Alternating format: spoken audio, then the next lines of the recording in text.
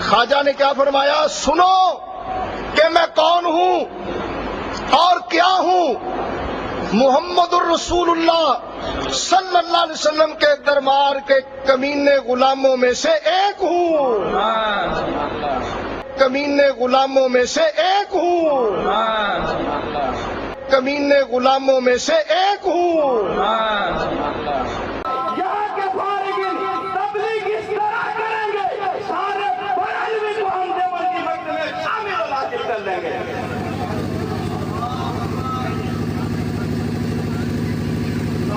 نعرہ تکبیر، نعرہ رسالت، علماء اہل سنت۔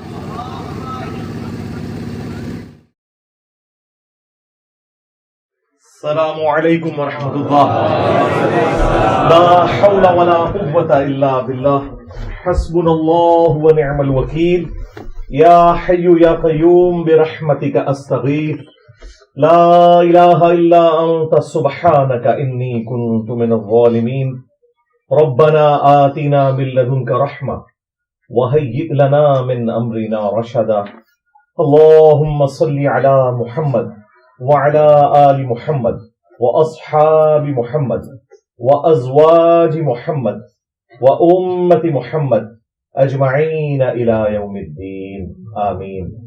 الحمد لله رب العالمين والصلاة والسلام على سيد الأنبياء والمرسلين وعلى آله وأصحابه أجمعين إلى يوم الدين۔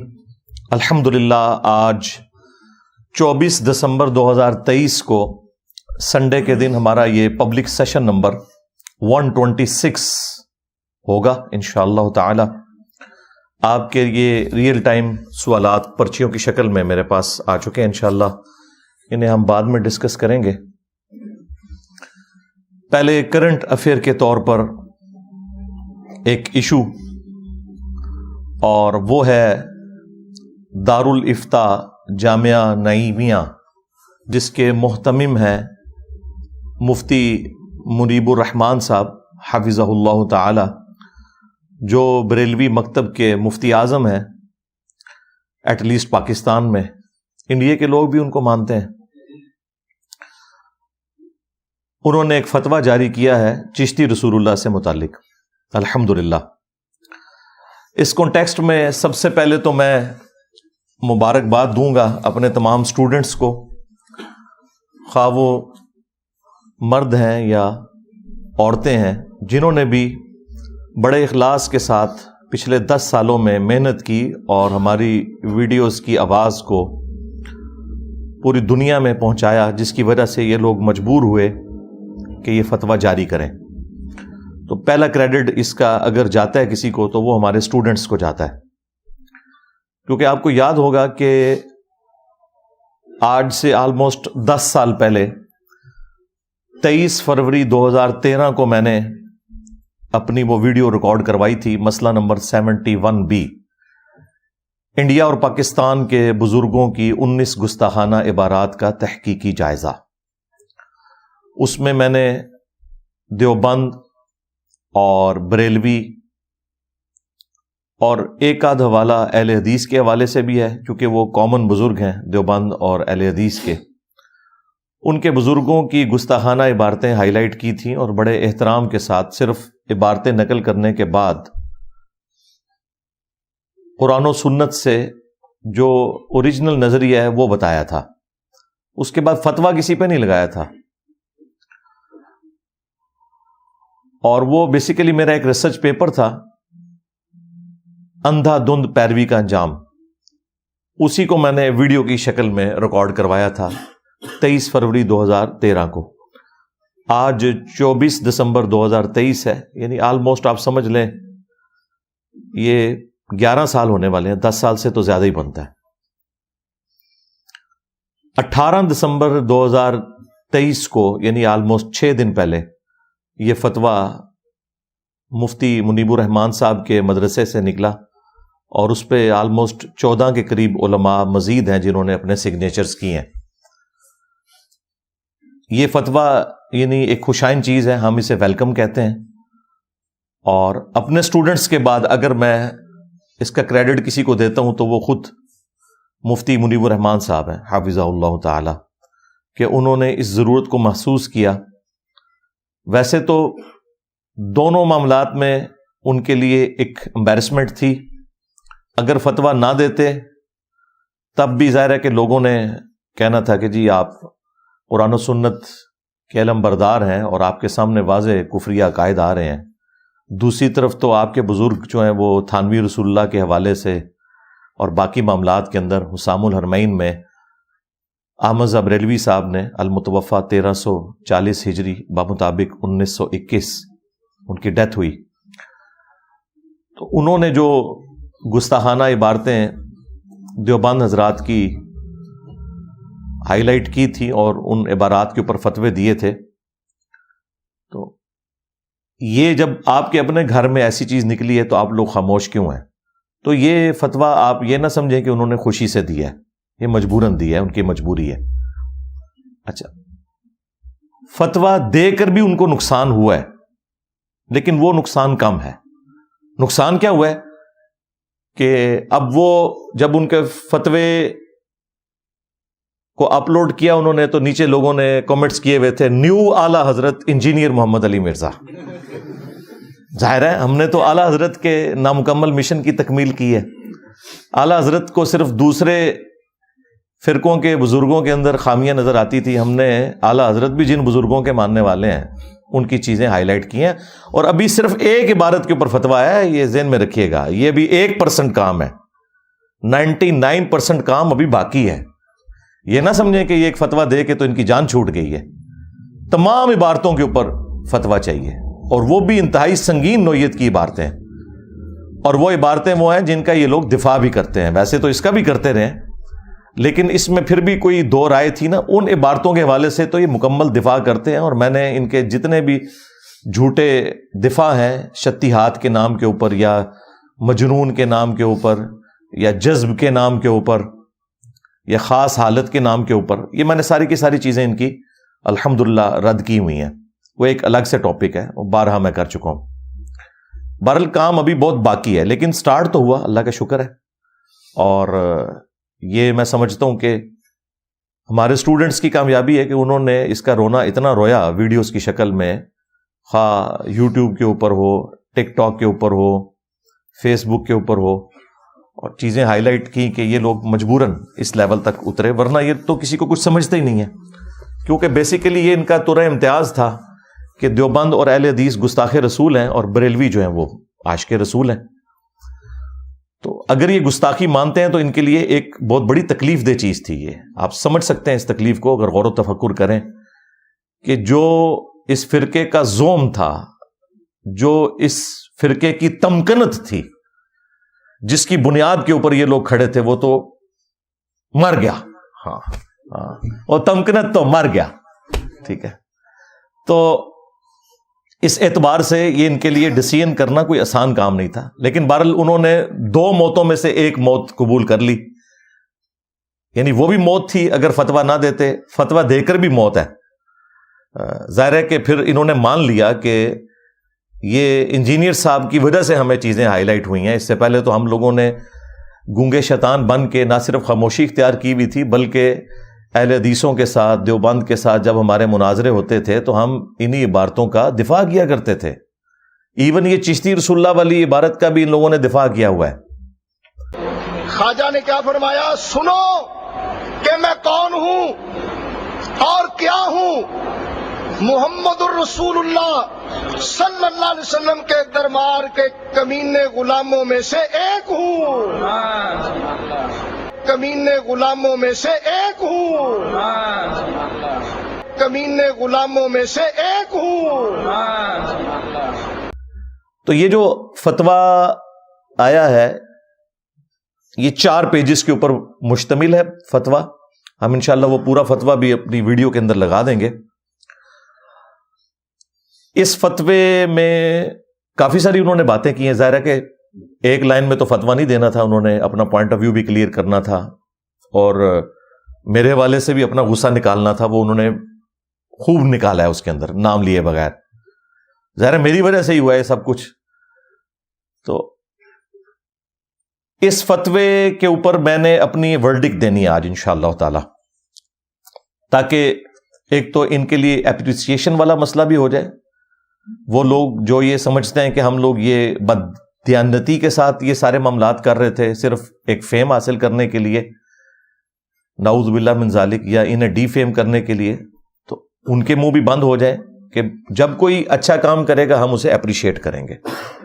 پلس یہ جو سمجھ بیٹھے ہیں کہ ہم نے ایک فتویٰ دے کے تو اب ہماری جان چھوٹ جانی ہے، نا نا نا نا، بالکل نہیں چھوٹنی.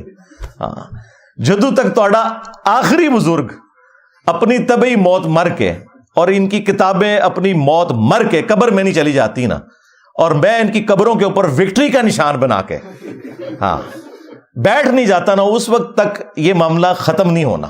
کیونکہ یہ ایک فتویٰ دے کے ایک عبارت کے اوپر جو باقی پوری کی پوری تصوف کی کتابوں میں گستاخانہ عبارتیں موجود ہیں رسول اللہ کے حوالے سے صلی اللہ علیہ وآلہ وسلم، اللہ تعالیٰ کے حوالے سے تو یہ شتیہات کا سہارا لے لیتے ہیں، اور وہ بھی ان کی ایک ڈھونگ ہے، ہم اسے نہیں مانتے.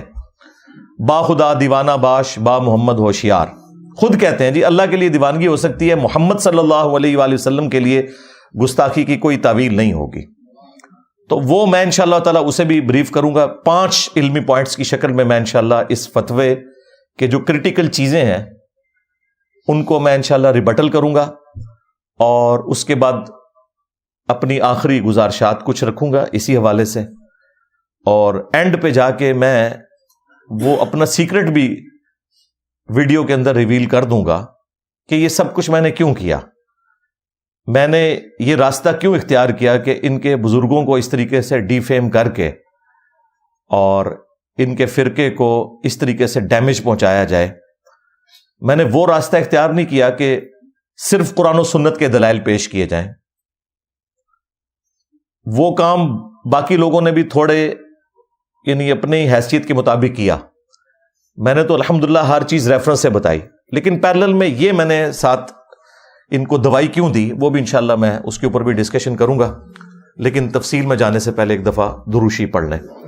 اللہم صلی علی محمد وعلی آل محمد واصحاب محمد وازواج محمد وامت محمد اجمعین الی یوم الدین آمین. 5 علمی پوائنٹ انشاءاللہ ڈسکس کروں گا. علمی پوائنٹ نمبر 1، اسی فتوے کے اندر جو یہ مختلف ان کے پیراگراف ہیں ان کو میں انشاءاللہ ورڈ بائی ورڈ پڑھوں گا اور اس کے اوپر اپنی ورڈکٹ دوں گا. وہ اس میں یعنی شروع میں تو کہتے ہیں کہ یہ کلمات کفر ہیں، اس کے بعد وہ پہلے ہی صفحے کے اوپر لکھتے ہیں تصوف کی کسی کتاب میں غیر نبی کے لیے رسول اللہ کے جو کلمات آئے ہیں یقیناً ہوش و حواس میں جو ان کلمات کو ادا کرے گا وہ کفر کا مرتکب ہے. اہل سنت و جماعت کے کسی بھی مستند اور سکہ عالم دین نے کبھی ان عبارتوں کی تائید اور تصویب نہیں کی. دیکھو کتنے بڑے جھوٹ بولنے والے جے، مناظرے کر دے رہے جے. خواجہ نے کیا فرمایا؟ سنو کہ میں کون ہوں اور کیا ہوں. محمد الرسول اللہ صلی اللہ علیہ وسلم کے دربار کے کمینے غلاموں میں سے ایک ہوں، کمینے غلاموں میں سے ایک ہوں، کمینے غلاموں میں سے ایک ہوں. کوڑ مار دے ہو، پاگل سمجھا ہوا ہے عوام کو. بلکہ اس کا رد ہی کیا ہے. چنانچہ امام اہل سنت امام احمد بریلوی قادری ان کے والے سے انہوں نے فتاوی رضویہ سے نقل کیا ہے کہ وہ کہتے ہیں کہ اگر کوئی شخص یہ کہے کہ میں اللہ کا رسول ہوں یا فارسی میں کہے کہ میں پیغمبر ہوں تو وہ کافر ہو جائے گا. اب مجھے بتائیے کون سی راکٹ سائنس ہے جو اعلیٰ حضرت نے ہمیں سمجھا دی ہے؟ یعنی ہمارے چھوٹے سے بچے کو بھی پتا ہے کہ جو شخص بھی یہ کہے گا کہ میں اللہ کا رسول ہوں یا پیغمبر ہوں رسول اللہ کے بعد صلی اللہ علیہ وآلہ وسلم، خواہ وہ مسلمہ کذاب ہو، خواہ وہ غلام احمد قادیانی دجال ہو، خواہ وہ کوئی صوفی بزرگ ہو جو کشف کے نام کے اوپر کسی خاص حالت کے اندر بھونک جائے. ہاں وہ جو خادم رضوی صاحب کہتے تھے انہوں ہلکا نہ جانو جیڑا بھونکتا جائے نبی تے بھونکتا جائے. تو جتنے بھی بھونکتے رہے ہیں اپنے آپ کو رسول اللہ کہہ کے، خواہ وہ چشتی رسول کے نام پہ ہو، تھانوی رسول کے نام پہ ہو، شبلی رسول کے نام پہ ہو، جی صادق رسول کے نام کے اوپر ہو، معاویہ رسول کے نام کے اوپر ہو. یہ تو انہوں نے تو کلمے اپنے 10-11 کر لیے ہیں. تو یہ سارے کے سارے جو ہیں یہ کلمات کفر، یہ سب کو پتا ہے. مسئلہ ہے کہ بزرگوں کو ہائی لائٹ کر کے ان چیزوں کو سامنے لے کر آنا، یہ کام کیوں نہیں کیا؟ ہمیں تو کہتے ہیں جی انجینئر صاحب گندی مکھی ہیں اور بیٹھتی ہی گند کے اوپر ہیں. بالکل مجھے فخر ہے کہ میں تمہارے بزرگوں کا گند صاف کر رہا ہوں، لیکن مانو یہ گند تمہارے بزرگوں کا تھا.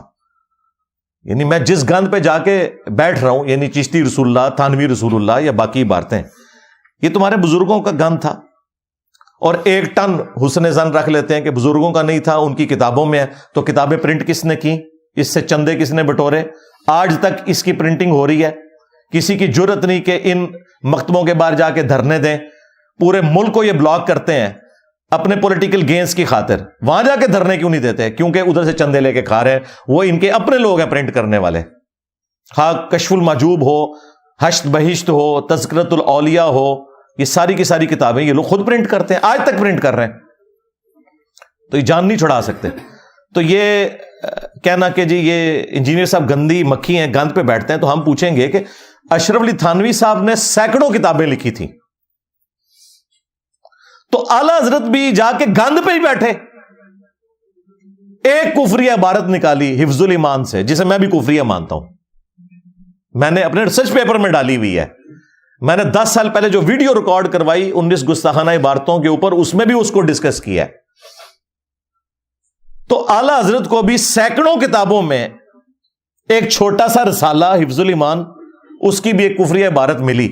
تو اعلی حضرت بھی سینکڑوں کتابوں کو چھوڑ کر گند پہ بیٹھے تھے. بالکل. یہ اگر میرے اوپر یہ ڈاکٹرن لگا رہے ہیں اور کہہ رہے ہیں انجینئر صاحب کو ہمارے بزرگوں کی خدمات نہیں نظر آ رہی، تمہارے اعلی حضرت کو باقی بزرگوں کی خدمات نہیں نظر آ رہی تھی؟ ادھر یہ لوگ کیا کہتے ہیں، نہیں جی بڑے سے بڑا بزرگ بھی ہونا جی، اگر وہ نبی کا گستاخ ہے تو اس کی بزرگی فارغ. تھوڑے بابے کی بزرگی کیوں نہیں فارغ؟ میرے نبی سا ہے ہی کوئی نہیں، تیرے بابے تے شاہ ہی کوئی نہیں، لے جاؤ بابے اپنے اتھوں. دوسروں کے لیے کرائٹیریے اور اپنے لیے آپ انجینئر صاحب سے بھیک مانگ رہے ہیں جی انجینئر صاحب ہمارے بزرگوں کو گستاخ کہنا چھوڑ دیں. بڑا برا وقت آیا جی بریلویاں ہوتے. توبہ توبہ توبہ توبہ. انہوں نے کدے سوچا نہیں سی کہ ہمارا ہتھیار ہمارے اوپر چلے گا.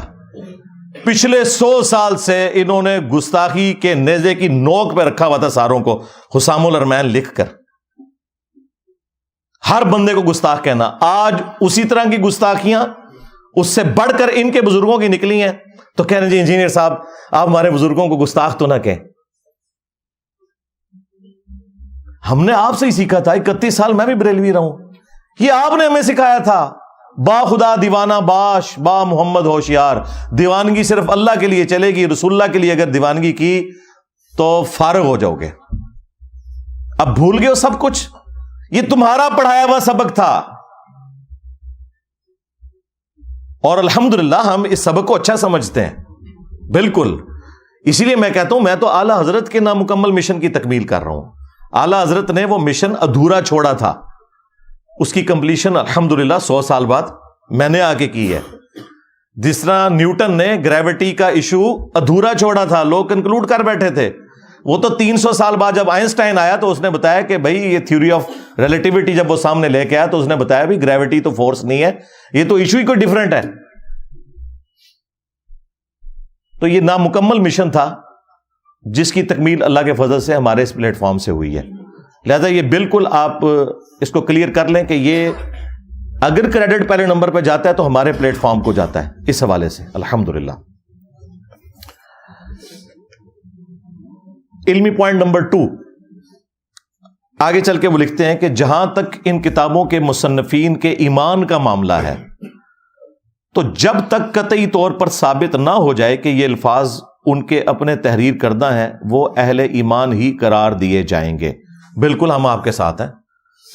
اور یہ دیکھیں اپنی عوام کی حمایت حاصل کرنے کے لیے اور اپنی عوام کو میرے خلاف کرنے کے لیے جھوٹ بولتے ہیں کہ انجینئر صاحب ہمارے بزرگوں کو کافر کہتے ہیں، گستاخ رسول کہتے ہیں. یہ تم کہلواتے ہو. میری جو 23 فروری 2013 کی ویڈیو ہے، جو پہلی ویڈیو تھی 71B مسئلہ انڈیا اور پاکستان کے بزرگوں کی 19 گستاخانہ عبارات کا تحقیقی جائزہ، اس سے لے کے آج تک میں ہمیشہ سٹارٹ اسی سے لیتا ہوں کہ ہم 1 ٹن حسن ظن رکھتے ہیں کہ بزرگوں نے یہ نہیں فرمایا ہوگا، یہ الہاقی عبارت ہے، بعد میں کسی نے داخل کر دی، لیکن تم لوگ تو مناظرے کرتے رہے ہو نا اس کے حق میں۔ خواجہ نے کیا فرمایا؟ سنو کہ میں کون ہوں اور کیا ہوں، محمد الرسول اللہ صلی اللہ علیہ وسلم کے دربار کے کمینے غلاموں میں سے ایک ہوں، کمینے غلاموں میں سے ایک ہوں، کمینے غلاموں میں سے ایک ہوں۔ تم لوگ دفاع کرتے رہو، یہ تم لوگ کہتے رہو کہ یہ بزرگوں کی عبارتیں آپ کو سمجھ نہیں آئی ہیں، تو یہ ایک معصومانہ سا جملہ لکھنا کہ جی جب تک کنفرم نہ ہو ہم بزرگوں کو کافر نہیں کہہ سکتے، یہ کوئی آپ ہم پہ احسان نہیں کر رہے۔ ہم بھی یہی بات کرتے ہیں کہ بزرگوں پہ کفر کا فتویٰ نہیں لگے گا، عبارتوں پہ لگے گا۔ تمہیں تو یہ بھی توفیق نہیں مل رہی تھی کہ عبارتوں پہ فتویٰ دیتے، یہ تو ہماری وجہ سے دینا پڑ گیا نا۔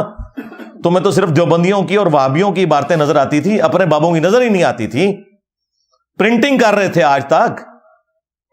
تو یہ بالکل کوئی یہ نہ سمجھے کہ ہمارا کوئی موقف اس سے ہٹ گیا۔ ہم بھی کہتے ہیں کہ یہ بزرگ دنیا سے جا چکے، اپنے اعمال کو بھگتیں گے، اچھے کیے تو جنتوں میں ہوں گے، برے کیے تو اللہ تعالیٰ کے عذاب میں ہوں گے۔ ہمیں ان سے کوئی انٹرسٹ نہیں ہے، ہمیں انٹرسٹ ہے ان کے اس تعارف سے جو کتابوں کی شکل میں موجود ہے، ان کتابوں کے اوپر، عبارتوں کے اوپر ہم بات کرتے ہیں۔ بزرگوں پہ تو کرتے نہیں، لیکن جب تم اپنے بزرگوں کا دفاع کرتے ہو نا، پھر ہم سامنے آ جاتے ہیں۔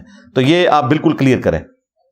پھر لکھتے ہیں پریس کی ایجاد سے قبل کتابیں ہاتھ سے لکھی جاتی تھی اور کاتب حضرات اس کی نقل کر کے نسخے تیار کرتے تھے۔ بعض دشمنان دین نے دینی خصوصاً تصوف کی کتابوں میں تحریفات اور الحاقات کیے ہیں۔ یہ دشمنان دین کون ہیں؟ یعنی یہ وہابی لکھتے رہے ہیں تصوف کی کتابیں، وہ تو تمہارے بزرگوں کو مسلمان ہی نہیں سمجھتے۔ یہ تمہارے بزرگوں کے اپنے ماننے والے تھے، انہوں نے غداری کی ہے پھر ان کے ساتھ۔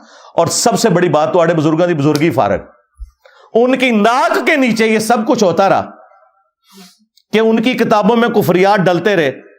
بزرگ کدھر مر گئے تھے؟ بزرگ نہ اپنی کتابوں کو تبدیل ہونے دیتے۔ اچھا، اس کے جواب میں ہوتا کیا کہیں گے؟ وہ جی اللہ کی کتابیں بھی تو تبدیل ہو گئی ہیں۔ نہ، اللہ تعالیٰ نے ان کتابوں کی کہیں گارنٹی نہیں لی تھی۔ گارنٹی صرف ایک کتاب کی ہے، وہ یہ انا نحن نزلنا الذکر وانا لہ لحافظون، اس کی گارنٹی لی ہے۔ اچھا، اس کے جواب میں یہ کہیں گے جی ہمارے بزرگوں نے کہاں گارنٹی لی ہوئی تھی؟ جی لی ہوئی تھی۔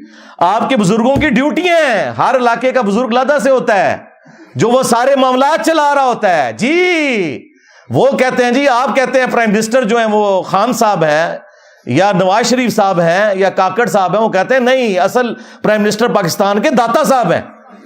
ہاں، یہ ویڈیوز میں ریکارڈ ہے۔ اسلامی جمہوریہ پاکستان، اس وطن میں ایک تو ہے ملکی حکمران جو بدلتے رہتے ہیں، مگر اس ملک کے روحانی تاجدار، اصل بادشاہ میرے داتا صاحب رحمت اللہ تعالی علیہ حضرت سیدنا علی بن عثمان حجویری المعروف سیدنا داتا گنج بخش رضی اللہ تعالی عنہ۔ تو پھر داتا صاحب سے ہی پوچھیں گے نا کہ سرکار کشف المحجوب کے اندر جو کفریات لکھے ہیں یہ کیوں داخل ہو گئے آپ کی کتابوں میں؟ ڈیوٹی پوری نہیں کی تھی؟ ہمارے وہ خادم رضوی صاحب بھی، بابا جی بھی کہا کرتے تھے نا کہ امام مالک فرماندے نے امت مر جائے۔ ہاں، امام مالک کہتے ہیں کہ امت مر جائے اگر نبی کی گستاخیاں ہو رہی ہیں اور امت وہ گستاخیاں نہیں روک رہی۔ امام مالک فرماتے تھے پھر امت زندہ کیوں ہے؟ پھر مر جائے ساری، پھر مر جائے ساری۔ پوری عالم اسلام اس وقت یا تو مر جائے، یا تو مر جائے سارا عالم اسلام، یا پھر حضور کی عزت پر پہرا دے۔ بس دو باتوں میں سے ایک بات ہے، بس یا سارا اکٹھا ہو کے مر جائے تو یا پھر فرانس کو جواب دے۔ تو میں نے اس میں کہا تھا بابا جی رکو ذرا، صبر کرو، تیرے بابا کیوں نہ مر جان؟ غوث کتب ابدال جنہاں دی ڈیوٹیاں نے، انہوں نے اپنے نبی نے غداری کیوں کی تھی ہے؟ انہوں نے اپنے نبی کا کلمہ نہیں پڑھا ہوا؟ کیا ان غوث کتب ابدال جو تمہارے جعلی کلیم کیے ہوئے ہیں لیکن تمہارے نزدیک تو اصلی ہیں، انہوں نے اپنے نبی کا کلمہ نہیں پڑھا ہوا؟ یہ کیوں نہیں مر جائیں؟ بلکہ تمہیں کہنا چاہیے تھا کہ بزرگ کتے کی موت مرے، کیونکہ ان کے پاس اختیار تھا کہ وہ رسول اللہ کے خلاف جو ویڈیوز ہیں یوٹیوب کے اوپر اپلوڈ، انہیں ڈیلیٹ کروا سکتے تھے نگاہ مار کے، اور نہیں کروائی انہوں نے۔ واہ واہ، عزتیں اویل کی ہیں تم نے اللہ اور اس کے رسول کے نام کے اوپر، چندے بٹورے ہیں، خانقاہیں آباد کی ہیں، جدادیں بنائی ہیں اللہ اور اس کے رسول کے نام کے اوپر، عز وجل و صلی اللہ علیہ وآلہ وسلم، سواریاں سوار کی ہیں تم نے مکے اور مدینے کی آوازیں لگا کر، اور آج جب اسلام کے اوپر برا وقت آیا ہے تو تم سے کچھ بھی نہیں ہو رہا. تو پھر ہم تم سے پوچھیں گے کہ چندے حلال کیوں نہیں کر رہے ہو؟ تمہارے بزرگوں کی ڈیوٹیاں تھی، تمہیں کہنا چاہیے پہلے بزرگ مر جائیں کہ رسول اللہ کی گستاخیاں ہو رہی ہیں، یہ نگاہ مار کے کچھ نہیں کر رہے. اللہ نے کچھ نہیں کرنا. ہاں، وہ ابراہ کا لشکر ایک ہی دفعہ اللہ نے ہلاک کیا تھا، اس سال کو یادگار بنانا تھا کیونکہ اس سال رسول اللہ صلی اللہ علیہ وآلہ وسلم کی ولادت ہونی تھی. اس کے بعد یزید کے دور میں، عبد الملک بن مروان کے دور کے اندر کعبے کے اوپر چڑھائی ہوئی ہے، مسجد نبوی کی توہین ہوئی ہے. اللہ تعالیٰ نے دنیا کو بقدر ایفرٹ چھوڑا ہوا ہے. یہ بات بالکل درست ہے کہ امت کا کام ہے کہ وہ کام کرے، لیکن امت میں تو بڑے یہ ہیں نا، ان کے غوث کتب ابدال جو نگاہیں مار سکتے ہیں. اس کا مطلب ہے یہ سارا فراڈ ہے، کچھ بھی نہیں کوئی کر سکتا. دیکھو تم لوگوں نے 1200 سال سے امت کو ٹرک کی بتی کے پیچھے لگایا ہوا تھا، اور ان کی کتنی دھاگ اٹھائی ہوئی تھی، جو نگاہ مار کے تینج کر دیتے ہیں. کتنے نے ہونا؟ آپ مر گئے نا. کیوں نہیں گستاخانہ ویڈیوز ڈیلیٹ کرواتے؟ اپنی کتابوں میں جو گستاخانہ عبارتیں ہیں یہ ان کے بعد ان کے کاتبین لکھتے رہے، یہ یا خود لکھواتے رہے، واللہ عالم، ہمیں نہیں پتا. ہم نہ ادھر کی طرف کھڑے ہوتے ہیں نہ ادھر کی طرف، چلے حسن ظن رکھ لیتے ہیں. بعد کے لوگوں نے کیا ہے تو یہ بابے کدھر بھر گئے؟ ان کا کام نہیں تھا کہ اپنی نوکری حلال کرتے. دیکھیں انہوں نے نمک حرامی کی، بقول ہی نہیں کہ انہوں نے رسول اللہ کے ساتھ غداری کی صلی اللہ علیہ وآلہ وسلم، تو اللہ تعالیٰ نے ان سے کیسا بدلہ لیا ہے. اتنی بڑی بلا ان کے اوپر چھوڑ دی ہے. میرے نبی سا ہے ہی کوئی نہیں، تیرے بابے تھے شے ہی کوئی نہیں. اچھا، اب یہاں پہ میں ایک اور چیز بھی عرض کر دوں کہ یہ جو ان کا دھوکہ ہے نا کہ جی جو عبارتیں ہمارے بزرگوں کی کفریات ہیں یہ بعد میں شامل کر دی ہیں، تو آپ صرف ان کتابوں سے وہ باتیں لے لیں جو قرآن و سنت کے مطابق ہیں، باقیوں کو چھوڑ دیں. ہم کیوں لیں ان کتابوں سے؟ کیا آپ غلام احمد قادیانی دجال کی کتابوں کے بارے میں بھی یہ بات کریں گے کہ اس میں جو قرآن و سنت کے مطابق ہے وہ لے لو اور باقی چھوڑ دو؟ کہیں گے نہیں، اس کی گمراہی تو مسلمہ ہے. تو آپ کے بزرگوں کی بھی جو انٹروڈکشن ہے، ان کا جو تعارف ہے، وہ انہی کتابوں سے ہے. یہ ذہن میں رکھیے گا. اف دیر از نو کشف المحجوب دیر از نو علی بن عثمان حجویری. اگر کشف المحجوب ختم ہوتی ہے نا تو علی حجویری نام کی کوئی شخصیت نہیں ہے. ویسے آپ نام دے کے کوئی بھی بزرگ کھڑا کر لیں، ان بزرگوں کی دھونس، ان کے مراتب، آپ نے جس چیز کے اوپر کلیم کیے تھے وہ ان کی کتابیں تھیں. کتابوں میں آپ نہ سمجھیں چاند ایک گستاخی ہیں، یہ پوری کی پوری کتابیں کفریات کا پلندہ ہے، سوائے آیات اور احادیث کے، اور وہ بھی جو صحیح حدیث ہیں اس میں وہ ساری کی ساری تعلیمات ہی قرآن و سنت کے خلاف ہیں. لیکن میں نے ہائی لائٹ کی ہیں گستاخیاں کیونکہ وہ بات ذرا آسانی سے سمجھ آتی ہے. ادروائز ہمارے نزدیک تو یہ ساری کتابیں ہی فراڈ کے اوپر مبنی ہیں. چلیں ہم ایگری کر لیں ان کے ساتھ کہ جی یہ جو گستاخانہ عبارتیں ہیں وہ بعد میں کسی نے ڈال دی ہیں، لیکن مجھے یہ بتائیے جو تعلیمات یہ لوگ خود اپنے درس و بیان کے اندر لوگوں سے بیان کرتے ہیں ان کے بارے میں آپ کیا کہیں گے؟ وہ تو میں نے تو نہیں نا گن پوائنٹ پہ داخل کروایا. یعنی یہ کہتے ہیں کہ جی یہ گستاخانہ عبارتیں بزرگوں کی نہیں ہیں، لیکن یہ والی تعلیمات جو ہے نا یہ بزرگوں کی ہیں. ہمارے نزدیک تو وہ تعلیمات بھی فراڈ ہیں. مثال کے طور پر باپا جانی جو ہے الیاس قادری صاحب، اس وقت سب سے بڑے ان کے غوث وقت ہے نا، انہوں نے شیخ عبد القادر جیلانی المتوفا 561 ہجری سے متعلق ایک کتابچہ لکھا ہے، جنات کا بادشاہ. وہ چینی جن والا، وہ چینی جن جس میں وہ واقعہ بھی ہے. اچھا، اس میں انہوں نے ایک واقعہ لکھا ہے، اور واقعہ نہ صرف لکھا ہے بلکہ ان کے جو چھوٹو مولوی ہیں نا وہ ویڈیو میں بھی بیان کر رہے ہیں اور اس کو ڈیفینڈ بھی کر رہے ہیں. شیخ عبد القادر جیلانی کو کچھ لوگ ملنے کے لیے آئے، تو جب ان کے پاس پہنچے تو ان کا ایک جو غلام تھا اس نے لوٹا جو رکھا تو لوٹے کی ٹوٹی قبلہ کی طرف نہیں کی. تو شیخ عبد القادر جیلانی غوث پاک سرکار رضی اللہ تعالیٰ عنہ کو اس پر ملال ہوا, تو آپ نے جلال سے اس کی طرف دیکھا تو وہ آپ کی نگاہ کی تاب نہ لاتے ہوئے جاں بحق ہو گیا. اور ان تعلیمات کو یہ قرآن و سنت کے مطابق سمجھتے ہیں. ہم کہتے ہیں یہ بھی فراڈ ہے. اس میں پتہ کیا لکھا ہوا ہے واقعہ کہ شیخ عبد القادر جیلانی رحمۃ اللہ علیہ کا ایک مرید تھا, وہ انہیں وضو کروایا کرتا تھا. ایک دن اس نے وضو کروانے کے بعد جو لوٹا ہے نا, اس کی ٹوٹی قبلہ رخ رکھنے کی بجائے تھوڑی ہٹا کے رکھ دی, جان بوجھ کے نہیں, بے دھیانی کی وجہ سے. تو کہتے ہیں جی شیخ عبد القادر جیلانی کو اتنا غصہ آیا کہ انہوں نے نگاہ مار کے نا مرید کو جلا کے راکھ کر دیا, اس کی روح پرواز کر گئی. وہ مرید جو بےچارا اس امید میں اپنے بابے سے اٹیچ تھا کہ یہ میری حفاظت کرے گا, وہ خود تو مرا, بابا بھی مار کے چلا گیا. ہاں ظاہر ہے بابے نے قتل ناحق کیا, 302 لگتی ہے بابے کے اوپر, ہاں ذہن میں رکھیے گا. تو ان کے بابوں نے ان کی آخرت کیا بچانی ہے, ان کے مرید اپنی آخرت بھی لے ڈوبے, بابا بھی نال ہی لائے گئے.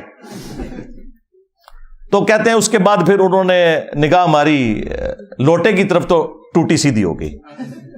یہ ان لوگوں کا, ان کے بزرگوں کا, اب تو میں کہہ سکتا ہوں نا ان کے بزرگوں کا, کیونکہ یہ تو مانتے ہیں نا, ان کے بزرگوں کا یہ لیول ہے کہ وہ بجائے لوٹے کی ٹوٹی کو سیدھا کرنے کے بندے مار دیتے ہیں, اور پھر ہمیں یہ بتاتے ہیں کہ آپ نے رسول اللہ تک پہنچنا ہے نا صلی اللہ علیہ وآلہ وسلم, ان بزرگوں کا دامن کرم تھام لیں. توبہ توبہ توبہ, دماغ خراب ہے ساڈا, جو اپنے مریدوں کو جلا کے راکھ کر دیں, یوٹیوب سے گستاخانہ ویڈیوز نہ ڈیلیٹ کروا سکیں, ان کے ساتھ ہم نے اٹیچ ہونا ہے, ہمارا دماغ خراب ہوا ہے. اب دیکھیں اس سے کتنے مدنی پھول نکلتے ہیں. ہاں میرا دماغ کدھر جاتا ہے. سب سے پہلا مدنی پھول تو یہ ہے کہ ان کے بابے جو ہے نا قتل ناحق کرتے تھے, 302 ان پہ لگتی تھی, اور قرآن میں ہے جس نے کسی مؤمن کو ناحق قتل کر دیا وہ ہمیشہ کی جہنم میں. ان کے بابے بقول ان کے, میں نہیں کہتا, بقول ان کے, ہم تو اس نے ظن رکھیں گے کہ عبد القادر جیلانی کو تو بیچاروں کو پتہ ہی نہیں ہوگا ان کے ساتھ کیا کچھ ہو رہا ہے, لیکن چونکہ یہ کروا رہے ہیں تو ظاہر ہے کہ پھر اس کا اینڈ رزلٹ یہی نکلے گا کہ وہ اپنے مریدوں کو قتل ناحق والا نہ صرف معاملہ کرتے تھے بلکہ مریدوں کی وجہ سے اپنی بھی آخرت برباد کر لی. ظاہر ہے خود بھی جہنم میں چلے گئے قتل ناحق کر کے, تو قرآن کا فتویٰ ہے. آج تو آڑے بابے 302 کٹاوا ہونا ہوتے ہیں. اچھا اس کے بعد یہ رزلٹ نکلا کہ یہ جو ان کا دعویٰ ہے نا کہ یہ رسول اللہ صلی اللہ علیہ وآلہ وسلم کے دین کے پاسباں ہیں, امین ہیں, ان کی لیگیسی آگے لے کے چل رہے ہیں, یہ بھی بالکل فراڈ ہے. کیا رسول اللہ صلی اللہ علیہ وآلہ وسلم کا ایٹیچیوڈ یہ ہوتا تھا اپنے ساتھیوں کے ساتھ؟ بخاری اور مسلم دونوں اٹھا کے دیکھیں. انس ابن مالک کہتے ہیں 10 سال تک میں نے رسول اللہ کو وضو کروایا ہے صلی اللہ علیہ وآلہ وسلم. وہ کہتے ہیں میں چھوٹی عمر کا بچہ تھا, 10 سال کی عمر میں میری والدہ ام سلیم مجھے رسول اللہ کی خدمت کے لیے چھوڑ کے چلی گئیں, اور 10 سال میں نبی الاسلام کے ساتھ رہا. کہتے ہیں ان 10 سالوں میں کبھی ایسا نہیں ہوا کہ نبی الاسلام نے مجھے ڈانٹا ہو, مجھے کبھی یہ کہا ہو کہ تم نے یہ کام کیوں کیا, یہ کام کیوں نہیں کیا. وہ کہتے ہیں کئی بار نبی الاسلام مجھے کسی کام سے روانہ کرتے تو میں بچوں میں کھیلنا شروع کر دیتا. یار 10 سال کا بچہ کھیلے گا ہی نا. نبی الاسلام نے کبھی نہیں مجھے ڈانٹا. کبھی آپ صلی اللہ علیہ وآلہ وسلم گھر سے باہر نکلتے اور مجھے بچوں میں کھیلتے ہوئے دیکھتے تو پیار سے بلاتے, 19 نام تھا انس, پیار سے بلاتے 19 بیٹا میں نے تم نے فلاں کام کے لیے کہا تھا. وہ کہتے اچھا یا رسول اللہ میں جاتا ہوں. بس نہ ڈانٹا کبھی, نہ مارا پیٹا. اور تمہارے بزرگ جو کہتے ہیں ہم رسول اللہ کے ماننے والے ہیں, ہم آپ کو رسول اللہ تک پہنچائیں گے, پہلے آپ تے پہنچ جاؤ. یہ میں آپ کو کمپیریزن بتا رہا ہوں. لہذا یہ جو تم لوگ کلیم کر رہے ہو نا کہ ہمارے بزرگوں کی کتابیں بدل گئی ہیں, تو جو باتیں تم کتابوں سے بیان بھی کر رہے ہو نا بغیر بدلی ہوئی, ہمارے نزدیک وہ بھی قرآن و سنت کے خلاف ہیں. سمجھ رہے ہیں نا میں کیا کہنا چاہ رہا ہوں؟ ہاں اگر نہیں سمجھ آ رہی تو میں ایک اور مثال پیش کر دیتا ہوں. ان کے وہ اس وقت میٹھے میٹھے ایک مبلغ جو طارق جمیل صاحب کے مقابلے پہ انہوں نے لانچ کیے ہیں, ثاقب رضا مصطفی صاحب. ہائے ہائے ہائے ہائے. وہ خواجہ باؤ الحق نقشبند کے بارے میں بتا رہے ہیں کہ ان کی ایک مریدنی تھی. ہاں اس کو بادشاہ وقت نے ایک مینارے سے گرایا، اور وہ بخارے میں تھے. وہ کہتے ہیں کہ مریدنی نے آخری وقت میں بجائے اللہ کو پکارنے کے نا بابے کو پکارا. اوکھے ویلے بزرگ کام آتے ہیں. تو آگے الفاظ دیکھیں اس ذمہ دار شخص کے. یہ کہتا ہے کہ جی وہ بزرگ آئے اڑ کے اور انہوں نے مریدنی کو کیچ کر کے، ہاں اس میں الفاظ ہے پکڑ کے، تو زمین پہ آرام سے رکھ دیا جب اس کو دھکا دیا جلاد نے. حضرت شاہ نقشبند بخاری علیہ رحمہ نقش بندیوں کے امام ہیں. آپ کابل میں تشریف لائے تو بادشاہ کے گھر میں کام کرنے والی ایک خاتون آپ سے روحانی نسبت قائم کر لیتی ہے. جو اس کی ہم منصب تھیں انہوں نے اس سے حسد کیا اور بادشاہ کے گھر کا زیور چوری کر کے اس پر الزام دھر دیا اور گواہیاں بھی دے دی. بادشاہ کو بڑا غصہ آیا. اس نے کوئی بات سنے بغیر کہا کہ اس کو لے جاؤ اور محل کی چھت سے اوپر گرا دو. خیر اس کو چھت پہ لے گئے. جب پھینکنے لگے تو اس کے دل میں خیال آیا، وہ کسی نے بتایا تھا کہ اوکھے ویلے بزرگ کام آتے ہیں، تو اس سے بڑھ کر اوکھا ویلا ہو کیا سکتا ہے. تو اس نے بخارے کی طرف منہ کر کے کہا، شیئا للہ چو گدائے مستمند المدد خواہم ز شاہ نقش بند. اور اتنے میں جلاد نے پیچھے سے دھکا دے دیا. جب وہ نیچے گئی تو حضرت شاہ نقشبند بخاری نے پکڑ کے آرام سے زمین پہ رکھ دیا. تو حیرت زدہ ہوگی، حضرت آپ کب آئے تھے؟ کہا تو از چبارہ آمدی من از بخارا آمدم. تو چبارے سے چل پڑی تھی، میں بخارے سے چل پڑا. اور بعد میں مریدنی پوچھتی ہے کہ حضرت آپ کہاں سے ہیں؟ تو انہوں نے کہا کہ تو مینارے سے چل پڑی اور میں بخارے سے چل پڑا، اور نہر والے پل تے آ کے ملے دوئے.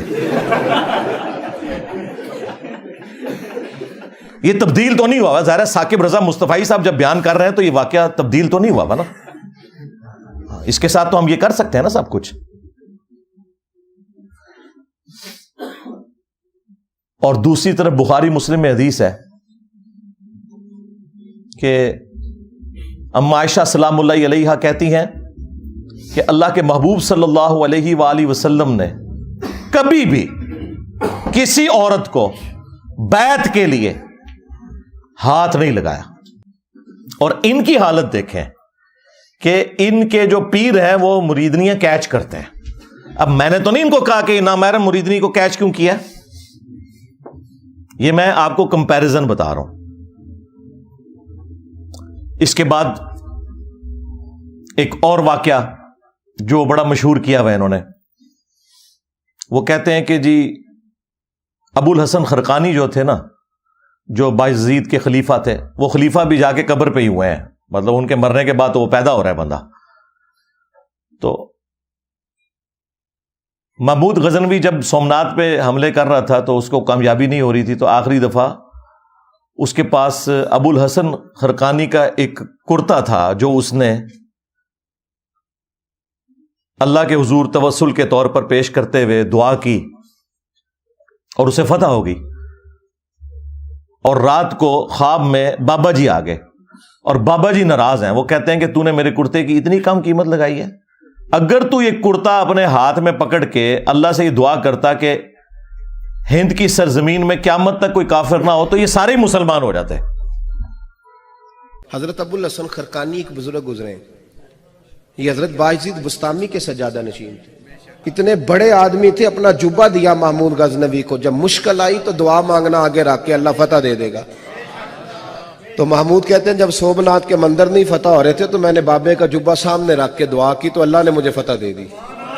کہتے ہیں بابا جی رات خواب میں ملے تو کہنے لگے تو نے کیا قیمت ڈالی میرے جبے کی؟ کہا حضور کیا مطلب؟ فرمانے لگے تو میرا جبہ سامنے رکھ کے دعا کرتا کہ یا اللہ ہندوستان کے سارے کافر مسلمان ہو جائیں تو اللہ نے توفیق ایمان دے دینی. یہ تو نے کیا دعا مانگی ہے؟ یہ تعلیمات بتاتے ہیں اور پھر سبحان اللہ پڑھتے ہیں. اور یہ واقعہ تذکرۃ الاولیاء کے اندر بھی لکھا ہوا ہے شیخ فرید الدین عطار نے. اب یہ واقعات بیان کرتے ہیں تو ہم اس کے مقابلے میں انہیں بتائیں گے کہ بھائی اگر ان کرتوں سے کوئی فرق پڑتا تو اس کائنات میں سب سے عظیم کرتا تو رسول اللہ کا ہے صلی اللہ علیہ وآلہ وسلم. صحیح مسلم میں حدیث ہے، اسما بنت ابی بکر نے نبی الاسلام کا کسروانی طیالسی ایک کالا جبہ وہ نکالا اور انہوں نے بتایا کہ یہ وہ جبہ ہے جو نبی الاسلام پہنا کرتے تھے اور اس کے دھون کو ہم مریضوں کے لیے شفا کے طور پر استعمال کرتے ہیں۔ نبی الاسلام کا کرتا مبارک جو صحیح تبرک بھی ہے، جس سے صحابہ کرام نے تبرک بھی حاصل کیا، وہ کرتا جب نبی الاسلام خود پہنتے تھے، اس کرتے کو دیکھ کے تو مشرکین عرب نے اسلام قبول نہیں کیا، اور اس کے بعد رومنز اور پرشینز کے خلاف جب صحابہ کرام نے جنگیں لڑی ہیں تو وہ کرتا تو نہیں لے کے گئے، جس طرح یہ ابو الحسن خرقانی کے کرتے سے دعا کی ہے، انہوں نے تو رسول اللہ کے کرتے سے کوئی دعا نہیں کی ہے۔ وہاں تو 8,500 صحابہ اور تابعین شہید ہوئے ہیں جنگ قادسیہ میں، ہاتھیوں کے نیچے بھی آئے کئی، تب جا کے وہ پرشین امپائر جو ہے وہ مسلمانوں کے پاس آئی ہے، اور جنگ یرموک میں بھی ہزاروں صحابہ اور تابعین شہید ہوئے ہیں، تب جا کے رومن امپائر کی کمر ٹوٹی ہے۔ ادھر تو کوئی کرتے نہیں لے کے گئے، سب کہانیاں بنائی ہوئی ہیں۔ پھر ہمارے وہ جو مرشد ہیں مصباحی صاحب، ہاں،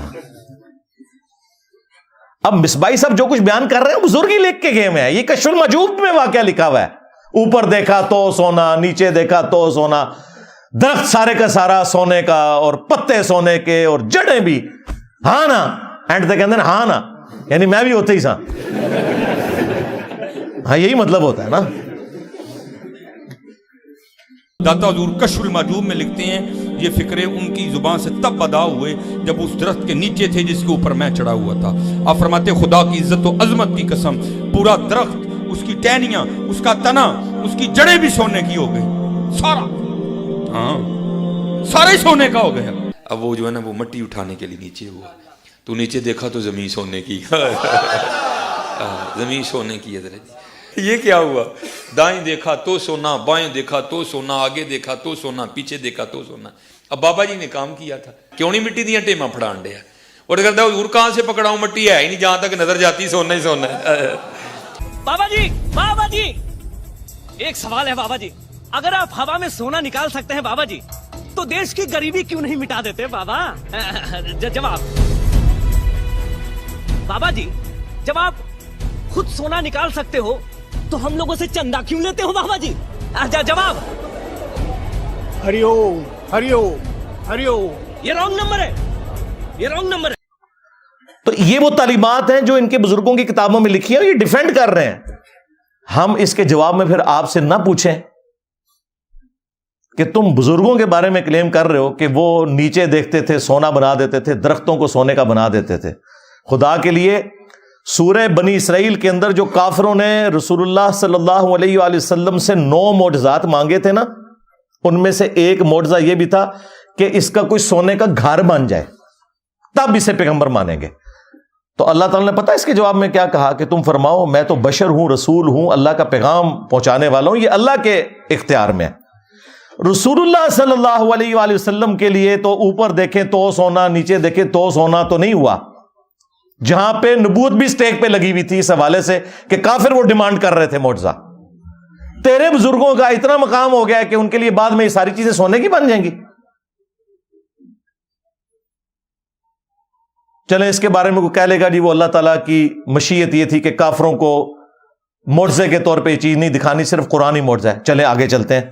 سورہ التوبہ میں اللہ تعالیٰ فرماتا ہے کہ غزوہ تبوک کے موقع پر جب کچھ غریب اصحاب رسول اللہ کے پاس آئے اور انہوں نے کہا یا رسول اللہ صلی اللہ علیہ وآلہ وسلم آپ ہمارے لیے کوئی ساز و سامان کا بندوبست کر دیں، کوئی سواری کا، 700 کلومیٹر دور جانا ہے رومن امپائر کے بارڈر کے اوپر تبوک کے لیے، تو ہم بھی آپ کے ساتھ چلیں گے۔ تو نبی الاسلام نے فرمایا کہ میں اپنے پاس کوئی ایسی چیز نہیں پاتا کہ میں تمہاری اس حوالے سے کوئی مدد کر سکوں، نہ سواری کے طور پہ نہ ساز و سامان کے طور پر۔ اے نبی تم دیکھتے ہو کہ یہ تم سے اس حال میں واپس پلٹتے ہیں کہ ان کی آنکھیں آنسوؤں سے تر ہوتی ہیں، اس غم کے سبب کہ وہ اپنے نبی کے ساتھ قتال میں شامل نہیں ہو سکیں گے۔ اب نبی الاسلام تو کہہ رہے ہیں کہ میں تو کوئی ایسی چیز نہیں پاتا کہ میں تمہاری مدد کر سکوں، تو اس موقع پر اوپر دیکھا تو سونا، نیچے دیکھا تو سونا کیوں نہیں ہو گیا؟ وہ تو جامع ترمذی میں آتا ہے کہ سیدنا عثمان ابن عفان رضی اللہ تعالیٰ عنہ علیہ السلام نے اللہ تعالیٰ کی راہ میں صدقہ اور خیرات کیا، سونے کی اشرفیاں اور اونٹ، اور وہ انہوں نے کمائے ہوئے تھے، وہ اوپر دیکھیں تو سونا، نیچے دیکھیں تو سونا نہیں تھے، تو تمہارے بزرگوں کے لیے ہم کیسے مان لیں؟ صحیح بخاری میں آتا ہے کہ سیدنا ابوبکر جب خلیفہ راشد بنائے گئے تو انہوں نے صحابہ کرام سے کہا کہ تم اچھی طرح جانتے ہو میرا کاروبار بڑا اچھا چل رہا تھا، لیکن اب تم نے حکومت کی ذمہ داری میرے اوپر ڈال دی ہے، تو میرے بال بچوں کا کیا بنے گا؟ میرے لیے کوئی وظیفہ مقرر کرو۔ تو صحابہ کرام نے پھر مشورہ کر کے ایک جو عام مہاجر کا وظیفہ تھا وہ خلیفہ راشد کے لیے مقرر کیا، اور بخاری کے الفاظ بتا کیا ہیں کہ ابوبکر امور حکومت چلائیں گے اور اس کے عوض جو مسلمان ہیں وہ ان کے بیوی بچوں کا خرچہ اٹھائیں گے۔ کتنی گستاخی ہے کہ ابوبکر کے گھر والوں کا خرچہ مسلمان اٹھا رہے ہیں ان کے بقول، لیکن ہمارے نزدیک ایسا ہی ہوتا ہے بھائی، یہ نہیں ہوا کہ حضرت ابوبکر نے مسلح اٹھایا تو نیچے سے سونا نکلا ہے، نہیں نکلتا ایسے سونا، ایسا تو نہیں ہوتا۔ اوپر دیکھیں تو سونا، اور دیکھیں یہ لوگ دعوے کرتے ہیں ہم جی صحابہ کرام اور اہل بیت کے مان رہے ہیں، اور نسوے تو ہے تو انہوں پتہ ہی نہیں صحابہ کرام اور اہل بیت دا کوئی، تسی بابیاں دے مننے والے ہو۔ یہی مصباحی صاحب ایک اور واقعہ سناتے ہیں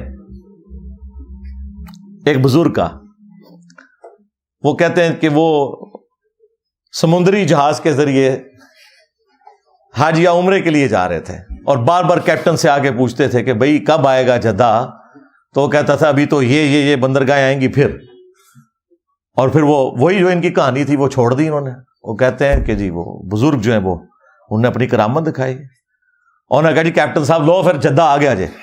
ہمارے بزرگوں نے کوئی لطیفے نہیں لکھے جی، یہ کتاب ہے تذکرہ غوثیہ، یہ غوث علی شاہ صاحب رحمۃ اللہ تعالی علیہ کے ملفوظات۔ فرماتے ہیں میں حج کرنے کے لیے گیا اور میں بمبئی بندرگاہ سے بحری جہاز پہ بیٹھا، کہتے اسی طرح جہاز بمبئی بندرگاہ سے نکلا، تھوڑا سا جہاز آگے گیا ہوگا تو ایک بابا جی آ گئے اور آ کے میرے والد صاحب کو کہتے ہیں مولوی صاحب یہ تو بتائیں جدہ کب آئے گا؟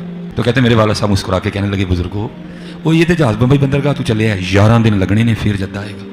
کہتے ہیں بابا جی چلے گئے، عصر پڑھ کے پھر آئے، وہی سوال، میرے والد صاحب کا بھی وہی جواب، پھر چلے گئے، مغرب پڑھ کے پھر آئے، پھر وہی سوال۔ کس دفعہ میرے والد صاحب بھی غصے میں آ گئے، کہنے لگے بابا جی گل نہ کریے، بار بار نہ ہو میرے کا، میں تو 11 دن تو پہلے لیا نہیں سکتا، جو تسی لیا سکتے ہو تو لے آؤ۔ کہتے ہیں وہ بابا جی میرے والد صاحب کو کہتے ہیں پھر سب سے پہلے کون سی بندرگاہ آئے گی؟ کہتے ہیں میرے والد صاحب نے کہا مخا، پھر کون سی آئے گی؟ حدیدہ، پھر کون سی آئے گی؟ عدن، پھر کون سی آئے گی؟ میرے والد صاحب نے کہا جدہ۔ تو بابا جی کہتے ہیں پھر دیکھو جدہ آ گیا جی۔ تذکرہ غوثیہ، ہمارے بزرگوں نے کوئی لطیفے نہیں لکھے جی، انہوں نے پتا سی کہ جدے تو بعد انجینئر صاحب نے بھی آنا ہے۔ اتنا بڑا بلنڈر بابے سے ہو گیا۔ یہی میں کہتا ہوں ان بابوں کو نہ قرآن کا پتہ، نہ سنت کا پتہ، نہ ان کو نماز ٹھیک آتی ہے، نہ انہیں زکوٰۃ کے مسائل پتہ ہے، نہ انہیں حج کے مسائل پتہ ہے۔ اتنی بڑی خرابی ہو گئی کہ جو احرام باندھنے کی جگہ تھی میقات، وہ یہ سب کانٹیننٹ سے وہ جا رہے تھے، وہ کہہ رہے تھے کہ یہ اس طرف سے جا رہے تھے۔ یلملم ایک جگہ آتی ہے جو جدے سے بہت پہلے آتی ہے، ایون جہاز کے پائلٹ کو بھی پتا ہے، آپ عمرے کے لیے جائیں وہ اناؤنسمنٹ کرتے ہیں کہ یلملم آنے والا ہے، اگر کسی نے احرام نہیں باندھا ہوا یا احرام باندھا ابھی تک نیت نہیں کی تو نیت کر لے، کیونکہ اس کے بعد تو دم واجب ہو جائے گا۔ ان کے بابے نے ڈائریکٹ جدے پہنچا دیا جہاز، وہ کوئی نہیں پہنچا، کہانی پہ کراندہ جائے۔ لیکن چلو یہ تو کہتے ہیں نا پہنچا، ہم کہتے ہیں جس بابے کو مسائل نہیں پتا پکڑ کے مفت میں پورے کے پورے بحری جہاز کے اوپر جو ہے نا وہ دم واجب کروا دیا۔ سینکڑوں لوگ سوار ہیں، سینکڑوں بیڑے آپ جا کے ڈھونڈے، یعنی نیکی کی تھی الٹا مصیبت ہی پا چھڑے، اور یہ شوق سے بیان کرتے ہیں، یعنی پورے جہاز کو اڑا کے وہاں پہ پہنچا دیا۔ یہ نا جہاز تو اڈگل بنیا تھے کوئی نہیں، ہاں نہ تم سے سٹیم انجن بنا، نہ تم سے ہوائی جہاز بنا، پوری زندگی تمہارے بزرگ مکے مدینے جاتے رہے، ٹھیک ہے، کسی کو تیل نظر نہیں آیا۔ تیل جا کے 1960 میں جا کے جو ہے وہ ارامکو کمپنی جو امریکہ کی، انہوں نے جا کے وہاں پہ نکالا تیل، تو بزرگ کدھر رہے؟ سب کہانیاں کراتے رہے۔ اچھا اب میں آپ کو بتاؤں، مسلم شریف میں لکھا ہوا ہے، بنو سلمہ ایک چوراہے پر کھڑے ہوئے تھے، نبی علیہ السلام پاس سے گزرے، آپ صلی اللہ علیہ وآلہ وسلم نے پوچھا کس لیے کھڑے ہو؟ تو انہوں نے کہا یا رسول اللہ ہم دور گاؤں ایریا سے آتے ہیں تو نماز میں لیٹ ہو جاتے ہیں، ہم نے ارادہ کیا کہ ہم مسجد نبوی شریف کے پاس مدینہ شریف میں ہی شفٹ ہو جاتے ہیں تاکہ نماز پہ ہم ٹائملی پہنچ جائیں. تو آپ صلی اللہ علیہ وآلہ وسلم نے فرمایا کہ تم لوگ جتنے قدم چل کے آتے ہو نا تو اتنا ثواب تمہارے نامہ اعمال میں لکھا جاتا ہے. تو پھر بنو سلمہ نے مدینہ شریف میں شفٹ ہونے کا ارادہ ترک کر دیا. آپ مجھے بتائیں اس وقت رسول اللہ نے یہ مشورہ کیوں نہیں دیا کہ اڑ کے آ جایا کرو, بعد میں بابے جو اڑیں گے. او بھائی کوئی نہیں تھا اڑتا, اس کا مطلب صحابہ کرام کو ایکٹنگ بھی نہیں کر رہے تھے, وہ نہیں اڑ سکتے تھے بےچارے, اسی لیے مدینہ شریف شفٹ ہو رہے تھے. یہ ہے کتابوں کا دین. یہ میں آپ کو کمپیریزن ساتھ ساتھ اس لیے کروا رہا ہوں تاکہ آپ کو پتا چلے کہ مرنے سے پہلے اے مسلمان کر لے اس پہ غور. کتابوں کا خدا اور ہے, بابوں کا خدا اور. اگرچہ بابے بھی اسی خدا کو مانتے ہیں لیکن یہ کوالٹیز بالکل ڈیفرنٹ ہیں. قرآن و سنت میں آئی ہوئی تعلیمات بالکل ڈیفرنٹ ہیں.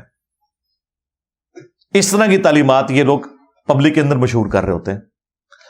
اگلے دنوں وہ باپا جانی کی ایک ویڈیو, اس کے اوپر ان کے جو سینکڑوں ہزاروں مریدین سبحان اللہ پڑھ رہے ہیں, وہ کہہ رہے ہیں جی ہمارے ایک مفتی تھے دعوت اسلامی کے, تو وہ فوت ہو گئے. ان کی قبر کے اوپر ایک مدنی قافلہ حاضری کے لیے گیا تو کہتے ہیں اندر سے قرات کی آواز سنائی دے رہی تھی اور زور کی نماز تھی. مفتی دعوت اسلامی کی بارگاہ میں تو انہوں نے وہ بتایا کہ ہم اس وقت مفتی دعوت اسلامی قدس سرہ السامی کے مزار پر حاضر ہیں, اور ہم دونوں نے بالکل ہوش و حواس میں اپنے کانوں سے سنا کہ اندر میں با جماعت نماز پڑھی جا رہی ہے, اندر میں نماز پڑھی جا رہی ہے, باقاعدہ قراءت سنائی گئی. ہم کو ظہر کا وقت تھا, باقاعدہ وہ قراءت سنائی دی گئی. ظہر کا وقت تھا, باقاعدہ وہ قراءت سنائی دی گئی. ظہر کا وقت تھا, باقاعدہ وہ قراءت سنائی دی گئی, اور سلام پھیرنے کے بعد اللہم انت السلاموں کی دعا بھی ہم نے سنی. اندازہ کرو, اور نیچے لوگ سبحان اللہ پڑھ رہے ہیں. اس سے آپ اندازہ لگائیں کہ ان کے آڈینس کتنا اپنا دماغ استعمال کرتے ہیں. زور کی نماز میں تو قرات اونچی ہوتی ہی نہیں ہے, کہانی ہے, کوئی آواز نہیں سی آ رہی قبر کے اندر سے یا باہر سے. ایسے نہیں ہوتا میرے بھائی. صحابہ کرام کا سٹیٹس میں آپ کو بتاؤں, قبر تو بہت دور کی چیز ہے. صحیح بخاری میں حدیث ہے, نبی علیہ السلام کا ایک غلام تھا مدعم, جو آپ علیہ السلام کی سواری کا کجاوا کسا کرتا تھا. خیبر کے موقع پر ایک نامعلوم تیر اسے لگا, وہ شہید ہو گیا. صحابہ کرام نے کہا کہ تمہیں شہادت مبارک ہو. نبی علیہ السلام کی خدمت بھی اور موت بھی آپ کی موجودگی میں آئی ہے, بالکل ٹھیک رزلٹ نکالا. لیکن نبی علیہ السلام نے پتہ کیا فرمایا؟ آپ نے فرمایا تم اسے شہادت مبارک کہہ رہے ہو, حالانکہ میں نے دیکھا ہے کہ اس نے مال غنیمت کی ایک چادر چوری کی تھی جو اللہ تعالیٰ نے آگ کی بنا کے اس کے اوپر ڈال دی ہے. صحابہ کرام کو تو سامنے میت کے اوپر کوئی چادر نظر نہیں آئی. ان کے بزرگوں کو نظر آتا ہے جی قبر کے اندر کون نماز پڑھ رہا ہے, کوڑ مارے اور نماز زور کی, اور کہہ رہے کہ رات کی آواز باہر سنائی دے رہی تھی. زور میں تو آہستہ آواز سے ہوتی ہے.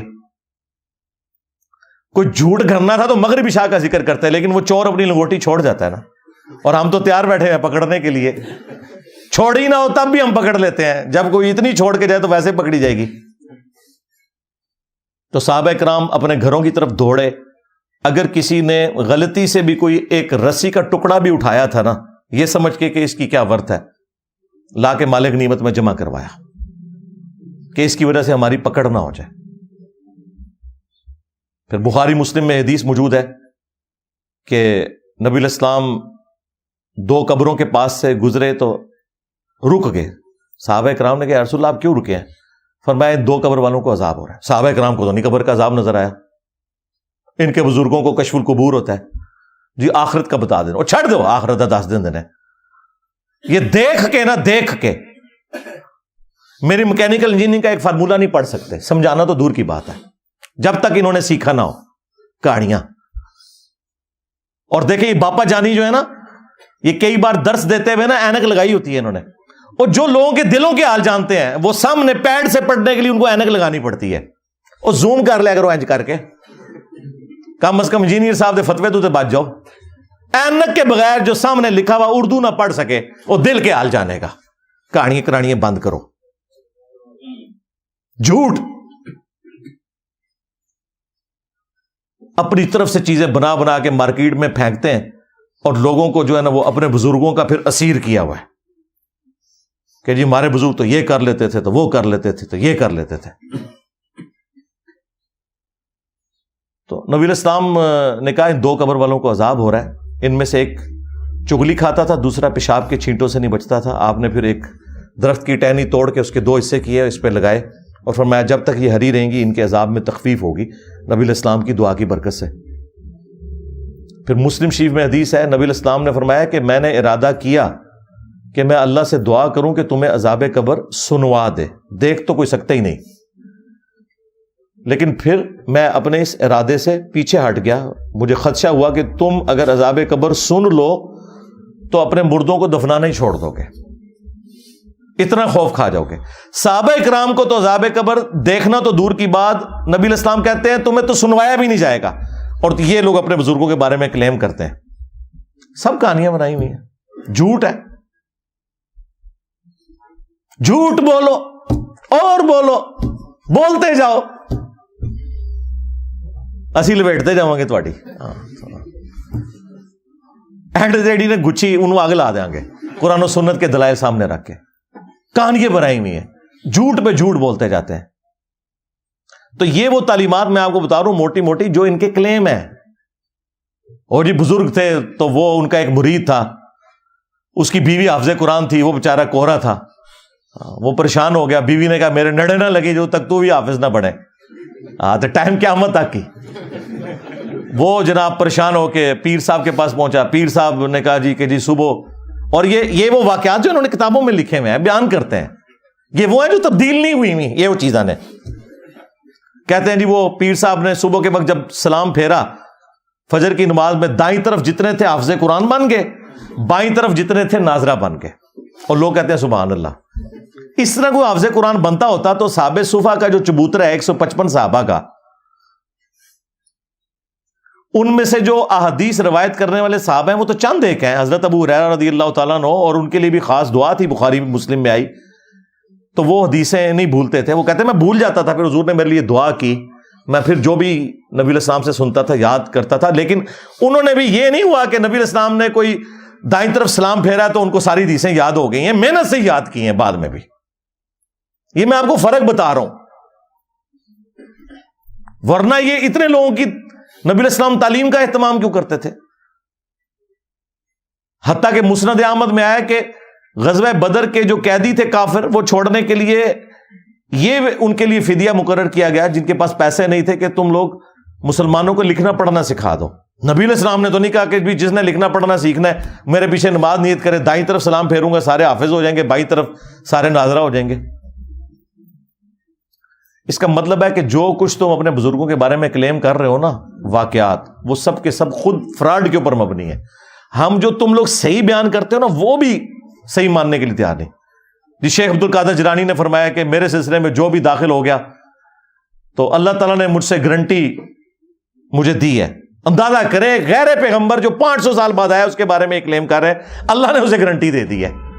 رسول اللہ کے بعد جو کہہ رہے ہیں مجھے اللہ نے گارنٹی دی ہے, تو سمجھ لو کہ اے مسلمہ کذاب دا چھوٹا پراج ہے, خواہ غلام قادیانی دجال ہے یا کوئی اور ہے. ہم نہیں کہتے کہ عبد القادر جیلانی نے یہ کہا ہوگا, لیکن ان کی ضد ہے. ہم کہتے ہیں اگر ضد ہے تو لو سامو, پھر فتوا لو ساڈے کو.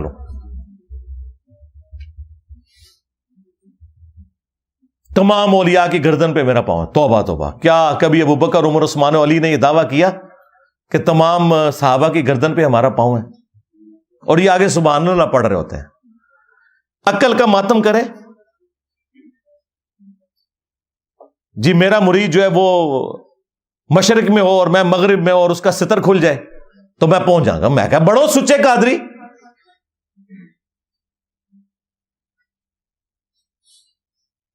نیچے پجامہ یا کوئی انڈر ویئر پہن کے تو پبلکلی آپ لوگ اپنی تہمت کھول کے بتائیں اور شیخ عبد القادر جیلانی آ کے آپ کی تہمت باندھ دیں.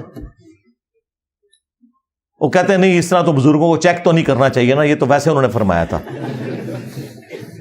اور پریکٹیکلی ایک ہوا ہے انڈیا میں, ایک مولوی ان کا قادری تقریر کر رہا تھا, بڑا اچھل کود رہا تھا, اس کی شلوار اتر گئی. وہ آپ نے ویڈیو دیکھی ہوئی ہے نا. یہاں کے فارغین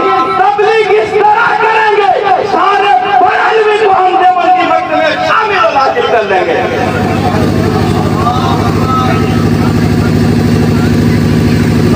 نعرہ تکبیر، نعرہ رسالت، علماء اہل سنت. اور کوئی نہیں شیخ عبد القادر جیلانی اس کی شلوار اوپر کرنے کے لیے آئے. سارے مریدوں کو جنت میں ساتھ لے جاؤں گا. اللہ کے بندو، تم نے قرآن و حدیث پڑھا ہی نہیں ہوا. سورہ الشعراء میں جب وہ آیت نازل ہوئی کہ اپنے قریبی رشتہ داروں کو ڈر سنائیے، تو بخاری اور مسلم دونوں میں یہ حدیث موجود ہے. نبی علیہ السلام نے اپنے چچا عباس کو مخاطب کیا، اے نبی کے چچا عباس، میرے مال سے جو لینا ہے لے لے، اگر اللہ کے حضور پکڑا گیا تو میں تیرے کچھ کام نہیں آؤں گا. اے نبی کی پھوپھی صفیہ، میرے مال سے جو کچھ لینا ہے لے لے، اگر اللہ کے حضور تو پکڑی گئی تو میں تیرے کچھ کام نہیں آؤں گا.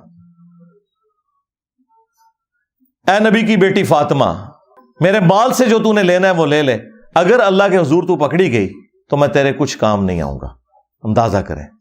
اور ادھر یہ لوگ کہتے ہیں جی ہم اپنے مریدوں کو بھی ساتھ لے کے جائیں گے جنت میں، اس وقت تک جنت میں داخل ہی نہیں ہوں گے. اللہ سے ڈر جاؤ. یہ تکبرانہ جملے کہ اولیاء کی گردن پہ میرا پاؤں ہے. اچھا پھر یہ بھی یہ پورا قصیدہ ان کی طرف قصیدہ غوثیہ منسوب کیا ہوا ہے. اور وہ پیر میر علی شاہ صاحب کے دربار کے اوپر نا جمعے کے دن مصطفیٰ جان رحمت پہ لاکھوں سلام تو کبھی کبھار ہی پڑھا جاتا ہے، قصیدہ غوثیہ برل وہاں پہ پڑھا جاتا ہے. یہ قیامت تک سورج جو طلوع ہوگا وہ مجھے میری اجازت سے طلوع ہوگا، مجھے بتائے گا کہ کیا کچھ ہونا ہے. پتہ نہیں کیا کچھ کہانیاں لکھی ہیں، مطلب وہ جو کوئی صحابی بھی نہیں سوچ سکتا اپنے بارے میں. تو یہ ساری کی ساری باتیں کرنے کے بعد پھر میں بولوں کہ نہ بولوں کہ میرے نبی سا ہے ہی کوئی نہیں، بابے تھے شے ہی کوئی نہیں. کیونکہ یہ جتنے میں نے 7-8 واقعات آپ کو بابوں کے بتائے ہیں نا، اس کے مقابلے میں قرآن و سنت کی تعلیمات بتائی ہیں. تو اب میں حق بجانے میں ہوں یہ کہنے میں کہ نبی کے جیسا ہے ہی کوئی نہیں، بابے تھے شے ہی کوئی نہیں. جو چیزیں نبی علیہ السلام ان کے صحابہ کے لیے نہیں ہیں، تم نے بابوں کے لیے کلیم کی ہیں. تو ہم کہہ رہے ہیں نا یہ ہم بابوں کو توہین کے طور پہ نہیں کہہ رہے. اور ویسے بھی تم نے ہمیں خود یہ کہانی پڑھائی ہوئی تھی کہ جی کوئی بڑے سے بڑا غوث کتب ابدال ہو، وہ کسی صحابی کے گھوڑے کے قدموں کی خاک جو گھوڑے کے نتنوں میں بیٹھے، یہ جو ایک کہانی پوری انہوں نے بنائی ہوئی ہے، کولوئی بنائی ہوئی ہے. چلیں یہ تو مانتے ہیں اس کہانی کو، اس کے برابر نہیں ہو سکتا. تم تو کہتے ہو کہ غوث کتب ابدال یعنی تمہارے بابے صحابہ کرام کے گھوڑے کے قدموں کی خاک کے برابر بھی نہیں ہے. جانوروں سے بدتر سمجھتے ہو غوث کتب ابدال کو. تم ظاہر ہے جانوروں سے بدتر سمجھ رہے. ہم تو اس بات کو نہیں مانتے. کوئی بھی جانور کسی مسلمان سے افضل نہیں ہو سکتا. بہرحال تم کہتے ہو کہ وہ ان گھوڑوں کے قدموں کی خاک جو ہے نا وہ افضل ہے تمہارے غوث کتب ابدال سے. تو میں تو چھوٹی بات کر رہا ہوں، بابے تشائی کوئی نہیں. مجھے تو کہنا چاہیے کہ ابو بکر عمر عثمان و علی جیسا ہے ہی کوئی نہیں. تیرے بابے تشائی کوئی نہیں، تیرے بابے تھے ابو بکر عمر عثمان و علی کے گھوڑے کی خاک کے مقابلے میں بھی شاہی کوئی نہیں. مجھے تو یہ بولنا چاہیے. تو بڑا ہلکا جملہ بول رہا ہوں. رجوع کرا پھر میں دیتے بھی جی بابے تشائی کوئی نہیں، بابے تشائی کوئی نہیں. جی آئے دن انجینئر صاحب نعرہ لگاتے ہیں. تم نے یہ نعرہ لگایا ہوا ہے نا کہ کوئی غوث کتب ابدال جو ہے وہ کسی صحابی کے گھوڑے کے قدموں کی خاک کو نہیں پہنچ سکتا. خود سے ایک جعلی کہانی. ہاں یہ ضرور ہے حدیث ابو داؤد کے اندر، جب مولا علی علیہ السلام کے اوپر سب و شتم کروا رہے تھے بنو امیہ کے لوگ کر رہے تھے، حضرت مغیرہ ابن شعبہ کی موجودگی میں، وہ گورنر کوفہ تھے، وہ اپنے سامنے کروا رہے تھے. مسند احمد میں موجود ہے. جدھر پھر ان کو بڑا غصہ آیا حضرت سعید ابن زید کو جو عشرہ مبشرہ میں سے تھے اور حضرت عمر کے وہ بہنوئی تھے. انہوں نے کہا اوے مغیرہ، اوے مغیرہ. اور ایک روایت میں آتا ہے اس ظالم کو دیکھو اپنے سامنے ایک جنتی کے اوپر لعنت کروا رہا ہے. تو انہوں نے کہا کہ نبی کے صحابی کے سامنے یہ ہو رہا ہے کہ ایک جنتی شخص کے اوپر لعنت کروائی جا رہی ہے. میں نے خود رسول اللہ سے سنا تھا ابو بکر جنت میں، عمر جنت میں، عثمان جنت میں، علی جنت میں، طلحہ جنت میں. عشرہ مبشرہ والی انہوں نے حدیث سنائی اور انہوں نے کہا کہ یاد رکھنا تم بعد کے لوگ جتنے ہو نا، تمہیں عمر نو بھی مل جائے نا، تو جو نبی کا صحابی نبی صلی اللہ علیہ وآلہ وسلم کے ساتھ جہاد میں شریک رہا اور اس کے چہرے کے اوپر گرد آ گئی، مٹی، اس جہاد کی وجہ سے، تو کوئی شخص جو ہے عمر نو بھی اسے مل جائے نا، وہ پوری زندگی نیک اعمال کرتا رہے نا، وہ صحابی کے برابر نہیں ہو سکتا.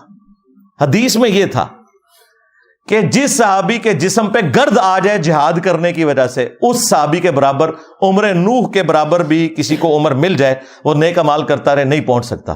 انہوں نے کہانی بنا دی کہ جی گھوڑے کے قدموں کی خاک کے برابر بھی نہیں. جو صحیح بات ہے وہ میں نے آپ کو بتائی ہے کیا موجود ہے. تو جب تم کہو کہ کوئی بڑے سے بڑا غوث قطب ابدال کسی صحابی کے گھوڑے کے قدموں کی خاک کے برابر نہیں، تو تم خود ہی کہہ رہے ہو نا بابے شاہی کوئی نہیں. ہم تو پھر بھی بہت بڑی بات کر رہے ہیں کہ نبی کے جیسا ہے ہی کوئی نہیں، بابے تھے شاہی کوئی نہیں. تم نے تو یہ پڑھایا ہوا ہے کہ صحابی کے گھوڑے کی خاک جیسا ہے ہی کوئی نہیں، بابے تھے شاہی کوئی نہیں. تو میرا نعرہ تم سے بہتر ہے اللہ کے فضل سے، لیکن توجہ نہیں تھی.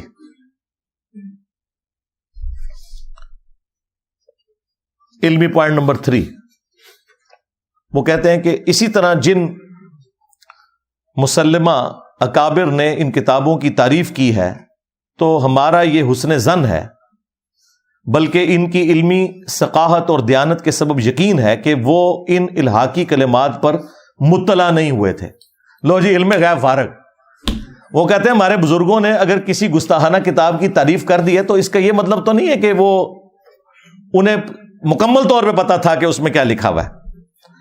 آگے وہ مزید اس کی تشریح کر رہے ہیں. بعض اوقات جستہ اور سرسری طور پر کسی کتاب کو دیکھ کر حسن ظن کی بنیاد پر اس کی تحسین کر دی جاتی ہے. ہمیشہ ہر ایک کے لیے ہر کتاب کو لفظ بہ لفظ بغور پڑھنا دشوار ہوتا ہے. پس ہمیں مکمل یقین ہے کہ اگر یہ کلمات ان کی نظر سے گزرتے تو وہ بھی ان کا رد فرماتے اور انہیں الحاقی قرار دیتے. تو یہ بابے تو خود فارغ کر دیے. انہوں نے کہا کہ ہمارے بزرگ بس سرسری دیکھتے تھے. تو یار تمہارے بزرگ تو پوری کائنات کو اس طرح دیکھ رہے ہیں جیسے رائی کا دانا ہتھیلی کے اوپر. ہاں کتاب ہاتھ میں پکڑ کے بھی نظر نہیں آئی. تو یہ تو میرا عقیدہ تم نے مان لیا کہ کوئی باب علم غیب نہیں جانتے. اور یہ جو تمہارا دعویٰ ہے کہ جی میں پوری، بلکہ یہ اس عبد القادر جیلانی کی طرف بھی انہوں نے منسوب کیا. وہ کہتے ہیں کہ میں اللہ تعالیٰ کے ملک کو اس طرح دیکھ رہا ہوں، پوری کائنات کو جس طرح ہتھیلی پہ دانا. تو یہ تو دیکھ لیں. یہ کہتے ہیں کہ جی وہ بس انہوں نے بس سرسری طور پہ دیکھا، انہیں نہیں پتا چلا. یہی بھی ہم بھی یہی کہہ رہے ہیں. شکر ہے کہ آپ نے مان لیا کہ آپ کے بزرگوں کو علم غیب کوئی نہیں تھا، انہیں نہیں پتا چلتا تھا. جب دل کیا کسی کتاب کی تعریف کر دی. پھر لکھتے ہیں کہ ان کے بارے میں یہ بدگمانی کرنا کہ انہوں نے اس طرح کی کفریہ عبارت کی تحسین کی ہوگی شیطان کا دھوکہ، حرام اور بدگمانی ہے. جو اس طرح کی عبارتوں کی بنیاد پر شرانگیزی کرتے ہوئے مسلمانوں پر کفریہ فتویٰ لگا کر سوشل میڈیا پر رونق لگا رہا ہے، یعنی کہ ناچیز. وہ اسلام کی خدمت نہیں بلکہ دشمن دین کا کردار ادا کر رہے ہیں. واہ واہ، تمہارے بابے یہ کتابیں پرنٹ کرتے رہے، ان کتابوں کی تعریف کرتے رہے، اور بابا خادم رضوی صاحب لاہور میں بیٹھ کے کشف المحجوب یوں لہراتے تھے کہ جدہ کوئی مرشد نہیں ہے کتاب پڑھ لے. ہاں جی خواجہ نظام الدین اولیاء فرماندے نے جاؤ اپنے بابے آگے جا کے پروٹیسٹ کرو، انہوں نے مزارات ہوتے پروٹیسٹ کرو کہ تم لوگوں کو غلط باتیں کیوں بتاتے رہے. تو جو بندہ غلطی ہائی لائٹ کر رہا ہے اسے مجرم کہہ رہے ہیں کہ یہ رونق لگا رہا ہے. رونق ختم کرو نا، اعلان برات کرو ان سے، دھرنے دو ان سارے پرنٹنگ پریس کے باہر. اسلام آباد تو پہنچ جاتے ہو، لاہور سے ہی نکلتے ہو نا، لاہور جا کے دو نا دھرنا ضیاء القرآن پبلیکیشن کے باہر، شبیر بردرز کے باہر. جی ہاں، دے ہی نہیں سکتے، ان کے ٹکڑوں پہ پل رہے ہیں، وہ چندے کھلاتے ہیں مولویوں کو، کسی کی جرت نہیں وہاں بیٹھ جائے. ویسے بڑا گلا کرتے ہیں جی. یہ دیکھیں جی وہ مزارات کے اوپر چند جو ہے وہ بے علم اور جاہل قسم کے لوگ حرکتیں کرتے ہیں، ہمارا مسلک بدنام ہوتا ہے. ان کو کبھی روکا ہے تم نے جا کے؟ یہاں تو پوری پوری فوجیں لے کے اکیڈمی کے باہر آ جاتے ہو. جاؤ نا اپنے مزاروں میں یہ فوجیں لے کے جاؤ نا، جن کی ڈیوٹیاں تھیں، اور ساری چرس، ہیروین اور بدکاری کے کام ان مزارات کے اوپر ہو رہے ہوتے ہیں. ڈیوٹیاں نہیں پوری کر رہے ہو، چلو تسی ڈیوٹی پوری کر لو، ان کو بدنامی سے بچاؤ. تو بزرگوں کا علم غیب تو ہو گیا فارغ. صرف بزرگوں کا علم غیب فارغ نہیں ہوا، ایک اور خطرناک رزلٹ جو اس سے نکلتا ہے، کیونکہ میں نے ان کے موجودہ بزرگوں سے ثابت کیا ہے چشتی رسول اللہ. ان کے دو اعلی حضرت ہیں. ایک اعلی حضرت ہیں احمد بریلوی صاحب جو 1921 میں فوت ہوئے، اور دوسرے اعلی حضرت ہیں پیر میر علی شاہ صاحب گولڈوی جو 1937 میں فوت ہوئے. یہ دونوں اعلی حضرت انہوں نے اپنی کتابوں میں چشتی رسول اللہ کو انڈورس کیا. کس طرح؟ اعلی حضرت نے فتاوی رضویہ میں ایک کتاب کی تعریف کی 7 سنابل اور یہ کہا کہ یہ رسول اللہ کی بارگاہ میں مقبول ہے. اس میں چشتی رسول اللہ نکل آیا. اگر اعلی حضرت کو پتا تھا کہ اس میں چشتی رسول اللہ ہے تو تعریف کیوں کی؟ اور دوسری بات، وہ تو کہہ رہے ہیں رسول اللہ صلی اللہ علیہ وآلہ وسلم نے خواب میں آ کے بتایا کہ میری بارگاہ میں یہ مقبول ہے کتاب. تو کیا نعوذ باللہ نبی الاسلام کا علم غیب بھی جو تم نے عقیدہ کلیم کیا ہوا تھا وہ تو تم نے خود ہی ختم کر دیا؟ پھر چلیں بزرگوں کو نہیں پتا چلا، نبی الاسلام کو بھی نہیں پتا چلا کہ میں اس کتاب کی تعریف کر رہا ہوں جس کے اندر چشتی رسول اللہ لکھا ہوا ہے. اور پھر پیر میر علی شاہ صاحب نے تحقیق الحق فی کلمت الحق کتاب کے اندر انہوں نے چشتی رسول اللہ کو انڈورس کیا ہے اور غلام احمد قادیانی دجال کو کہا کہ تو نہیں یہ دلیل پیش کر سکتا. یہ بزرگوں کی خاص حالت ہوتی ہے، ان کے لیے یہ بات ہے، تمہارے لیے یہ دلیل نہیں بن سکتی. مان کے گئے ہیں. ان لوگوں کے قلم کی سیاہی تو ابھی خشک نہیں ہوئی. گولڈا شریف میں قلمی نسخے پڑے ہوئے ہیں پیر میر علی شاہ صاحب کے. جی ہاں، بریلی شریف میں اعلی حضرت کے قلمی نسخے پڑے ہوئے ہیں. تو یہ کیسے جان چھڑاؤ گے؟ اور سب سے بڑھ کر رسول اللہ پہ جھوٹ باندھا ہے تم نے کہا نبی الاسلام کی بارگاہ میں یہ کتاب مقبول ہے. اور بخاری مسلم دونوں میں حدیث ہے، مولا علی علیہ السلام کہتے ہیں کہ نبی الاسلام نے فرمایا تھا دیکھنا میری طرف کوئی ایسی بات منسوب نہ کرنا جو میں نے نہیں فرمائی، ورنہ ایسا شخص اپنا مقام جہنم میں دیکھ لے. آپ اس کو معمولی سمجھ رہے ہیں؟ رسول اللہ کے اوپر جھوٹ باندھنا صلی اللہ علیہ وآلہ وسلم. بخاری مسلم میں یہ حدیث ہے، مولا علی علیہ السلام جنگ صفین سے جب واپس آ رہے تھے تو خوارج کے خلاف قتال کرنے کے لیے نہروان کی جانب جا رہے تھے. تو انہوں نے اپنے ساتھیوں کا موریل بلند کرنے کے لیے کہا، ایک حدیث انہوں نے بیان کرنی تھی اور وہ حدیث تھی کہ مخلوق کے بہترین لوگ ہوں گے جو خوارج کو قتل کریں گے، کیونکہ خوارج کلمہ گو تھے، لمبی نمازیں تھیں. تو بعض صحابہ اکرام کو ہوا کہ اتنے حاجی نمازی لوگوں کے خلاف ہمیں قتال کرنا پڑ رہا ہے. تو پھر مولا علی نے ان کو سمجھایا کہ بھئی یہ اللہ کے نبی نے فرمایا تھا کہ تم اپنی نمازوں کو ان کے سامنے حقیر سمجھو گے، وہ قرآن پڑھیں گے لیکن حلق سے نیچے نہیں اترے گا. تو یہ حدیث بیان کرنے سے پہلے بخاری مسلم میں الفاظ ہیں کہ جنگ صفین سے واپسی پہ نہروان جاتے ہوئے مولا علی نے کہا کہ میں آسمان سے زمین پر گر پڑوں، مجھے یہ تو گوارا ہے، لیکن یہ گوارا نہیں کہ میں کوئی ایسی بات رسول اللہ کی طرف منسوب کروں جو میں نے خود اپنے کانوں سے نہ سنی ہو. اور پھر انہوں نے حدیث بیان کی کہ مخلوق کے بہترین لوگ ہوں گے جو خوارج کو قتل کریں گے. یعنی مولا علی یہ کہتے ہیں کہ اگر کوئی شخص آسمان سے زمین پر گر پڑے اور اس کے لاش کے ٹکڑے ٹکڑے ہو جائیں، یہ جو تکلیف ہے یہ چھوٹی تکلیف ہے. اس سے بڑی تکلیف یہ ہے کہ جو شخص رسول اللہ پہ جھوٹ منسوب کرے حدیث کی شکل میں، خواب کی شکل میں، کسی بھی فارم میں، جو اسے عذاب ہونے والا ہے وہ اس سے بڑا عذاب ہے. تو اعلیٰ حضرت جب یہ فتاوی رضویہ میں لکھ رہے تھے کہ 7 سنابل کتاب رسول اللہ کی بارگاہ میں مقبول ہے، نبی الاسلام نے خواب میں زیارت کروائی ہے ایک بندے کو، تو انہیں خیال نہیں آیا کہ یہ کیا ہے. تو اعلیٰ حضرت صرف فارغ نہیں ہوئے ہیں بلکہ وہ فتوے کی زد میں ہے کہ انہوں نے نبی اسلام کے اوپر بھی جھوٹ باندھا ہے اور نبی صلی اللہ علیہ وآلہ وسلم کے علم غیب کے اوپر بھی حملہ کیا ہے.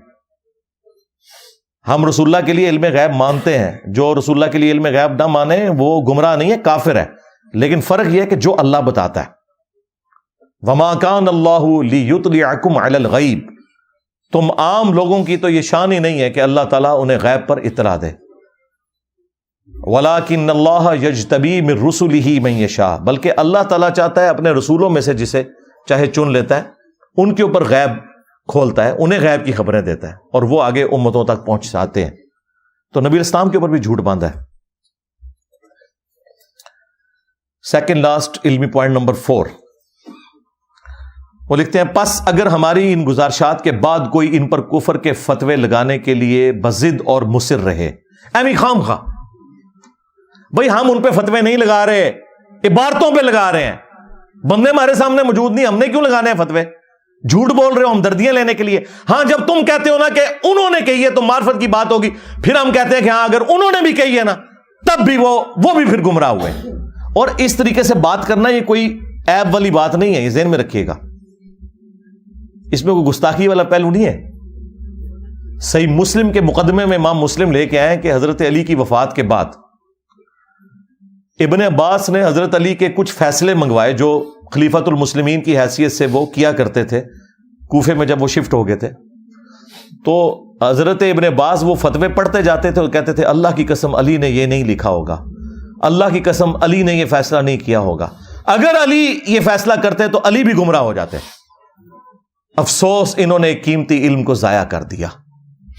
یعنی ابن عباس کہہ رہے ہیں کہ حضرت علی کی شہادت کے بعد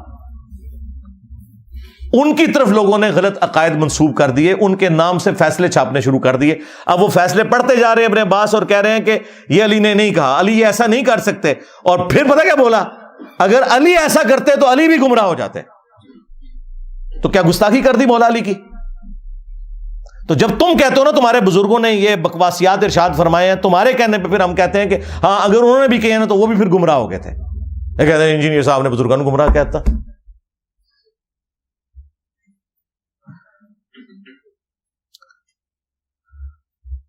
اس پر لازم ہے کہ پہلے کوئی قطعی دلیل پیش کرے کہ یہ عبارت خود ان مصنفین کی تحریر کردہ ہے اور ان کتابوں کی تحسین کرنے والے اس الحاقی عبارت پر مطلع تھے. اگر ایسا نہ کرے تو اس پر لازم ہے کہ شر انگیزی بند کرے. ان کتابوں کے ناشرین پر بھی لازم ہے کہ اس طرح کی تحریف شدہ عبارتوں کو ان کتابوں سے نکال دیں. دیکھیں پورے فتوے 4 صفحوں کے فتوے میں صرف ایک لائن آئی ہے پرنٹ کرنے والوں کے بارے میں, باقی سارا غصہ میرے پہ نکال رہے ہیں کہ تو کیوں دسیا کہ گند لکھے ہے. اونٹ صفائی کراؤ نا, صفائی والوں کو کچھ نہیں کہہ رہے. یہ فتویٰ ان پہ بھی آنا چاہیے تھا, چلو اب دے دو. اور دوسرا ادھر یہ ساتھ لکھو کہ ہم پھر ٹی ایل پی والوں سے اور باقی اپنی سنی تحریک سے اور باقی جماعتوں سے, دعوت اسلامی سے یہ اپیل کرتے ہیں کہ انجینئر صاحب کے شر سے امت کو بچانے کی خاطر آپ لوگ سارے کے سارے داتا دربار, پیر مکی دربار, بری امام اور اسی طریقے سے بہاول حق ملتانی اور وہ کراچی میں جو بزرگ عبداللہ شاہ غازی, ان ساروں کے مزارات پہ آپ اس وقت تک دھرنا دیے رکھیں جب تک کہ یہاں سے ہیروین چرس کے اڈے ختم نہیں ہو جاتے, بدکاری کے اڈے جو یہاں پہ کھلے ہیں وہ ختم نہیں ہو جاتے, اور جب تک ان بزرگوں کی جو کتابیں پرنٹ کرنے والے لوگ ہیں ان کتابوں سے یہ ساری کفریات نہیں نکال دیتے, ان مکتبوں کے باہر بھی جا کے دھرنے دیں. نہ علی نہ دی کھوتی مر جائے گی. یہ صرف اسلام آباد ہی آ سکتے تھے. یہ بابا جی زندہ تھے 2017 میں, میرا کلپ ایک ہفتے میں 7 لاکھ کراس کر گیا تھا, جس میں میں نے کشف المحجوب کی عبارتیں بتائی تھی, اور بابے کو پتا تھا لکھا ہے, وہ جان بوجھ کے خاموش رہا. پھر تنگ آ کے ایک دفعہ بولا, او ایک منڈا ہے نیٹ اتے ہوندا ہے, وہ کہندا ہے جی لبیکا پڑھیا کرو, ساڈی مرضی اسی جو بھی پڑھیے.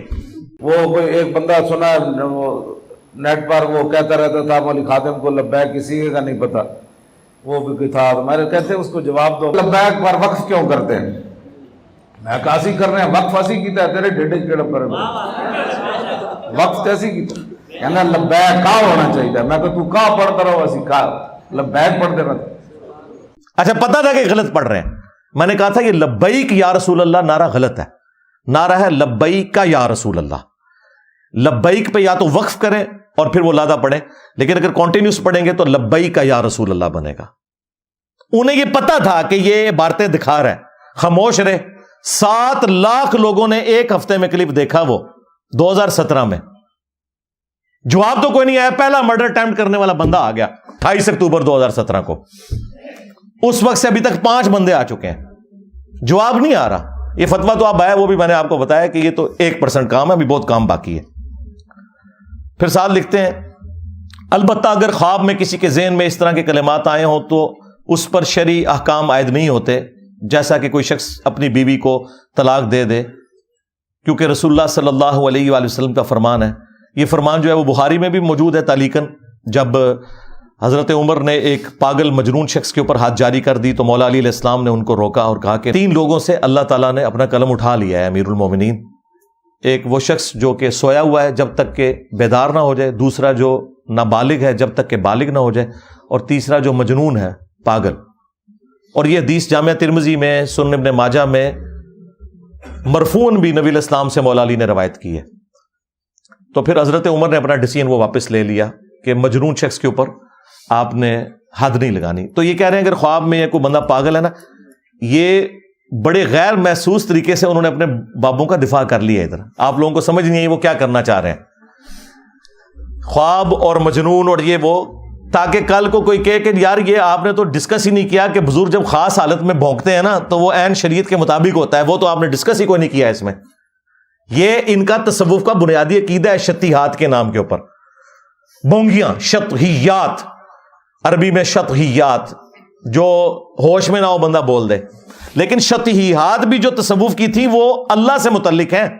سبحانی ما اعظم شأنی جو بایزید بستامی کہتا تھا, یا ان الحق منصور الحاج نے کہا, وہ کہتے ہیں وہ اللہ کے لیے دیوانگی تھی, ان پہ فتویٰ نہیں آتا, لیکن کہتے ہیں با خدا دیوانہ باش با محمد ہوشیار. وہ کہتے ہیں محمد کے لیے اگر یہ دیوانگی دکھاتے صلی اللہ علیہ وآلہ وسلم, پھر ہم شتیات کے کھاتے میں نہیں مانتے. تو میں تو جتنی باتیں کر رہا ہوں وہ سب کی سب با محمد ہوشیار والی ہیں, میں با خدا دیوانہ باش والی تو بات ہی نہیں کر رہا ہوں فی الحال.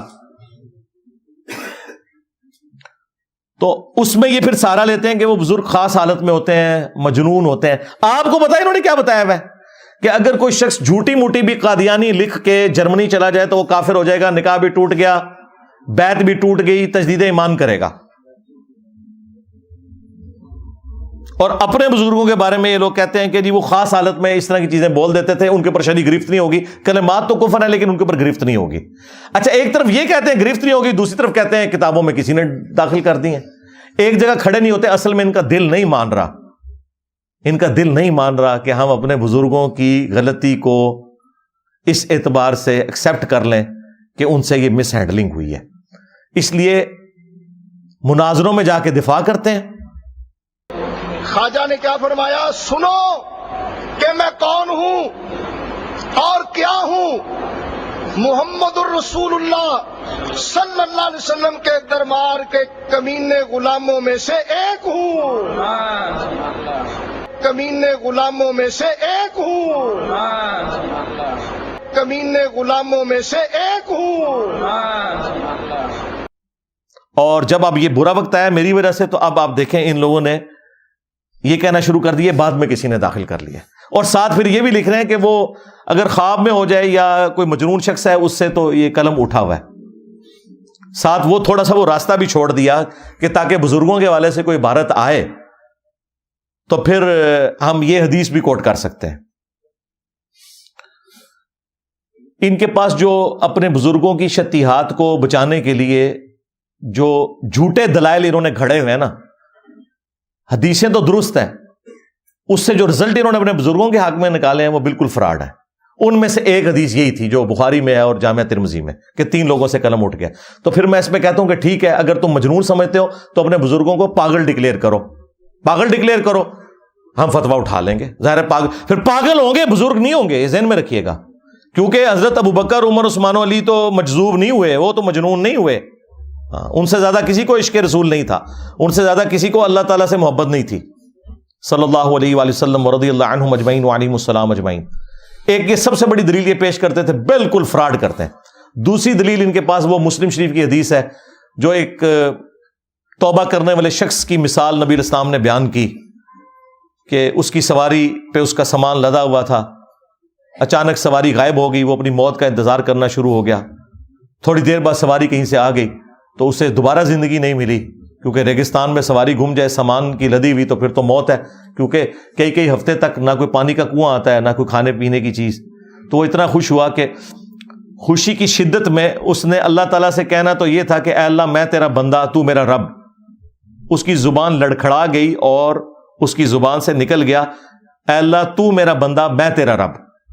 اور آگے پتہ کیا الفاظ ہے, من شدت الفرح, خوشی کی شدت کی وجہ سے زبان لڑکھڑا گئی. تو وہ اس نے کہا, یہ نہیں ہے کہ اس نے کہا کہ بیٹا پڑھ چشتی رسول اللہ تو میں تجھے مرید کر لوں گا, یہ نہیں ہے اس میں. تو یہاں سے ہی دلیل لیتے تھے اور یہ آج تک دفاع کرتے ہیں. ان کے پرانے مناظرے رکھے ہوئے ہیں, اس کے اندر ان لوگوں نے دفاع کیے ہوئے ہیں. یہ اب آ کے اب یہ مفتی صاحب کی وجہ سے یہ تھوڑے بیک فوٹ پہ چلے گئے, لہذا پھر آج وہ نہیں بنتا کہ چشتی چاچو تیری چاچی گئی.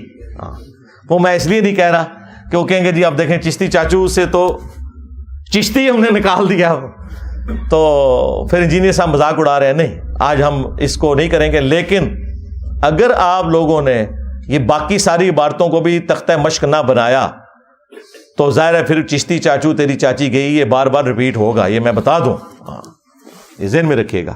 بہرحال وہ پرانی ویڈیوز میں جس کو شوق ہے وہ دیکھ لے ادھر۔ اچھا، تیسری دلیل ان کے پاس ہوتی تھی کتابیں بدل گئی، وہ میں نے آپ کو پہلے ہی بتا دیا، کتابیں انجینئر صاحب کے آنے کے بعد بدلی ہیں، پہلے نہیں سی انہوں نے پتا، نہ ان کے بزرگوں کو پتا تھا کتابیں بدل گئی، اور یہ دھرنے جا کے ان کتابیں پرنٹ کرنے والوں کے خلاف نہیں دیتے، ادھر جا کے احتجاج نہیں کرتے ہیں اپنے بزرگوں کے مزارات پہ اور پرنٹنگ پریس کے اوپر، ہمارے اوپر چڑھنے کے لیے آ جاتے ہیں۔ یہ تین ہی ان کے دلائل ہیں، مجنون والی حدیث بخاری کی، مسلم کی من شدت الفرح والی، اور تیسری جی یہ کتابیں بدل گئی ہیں۔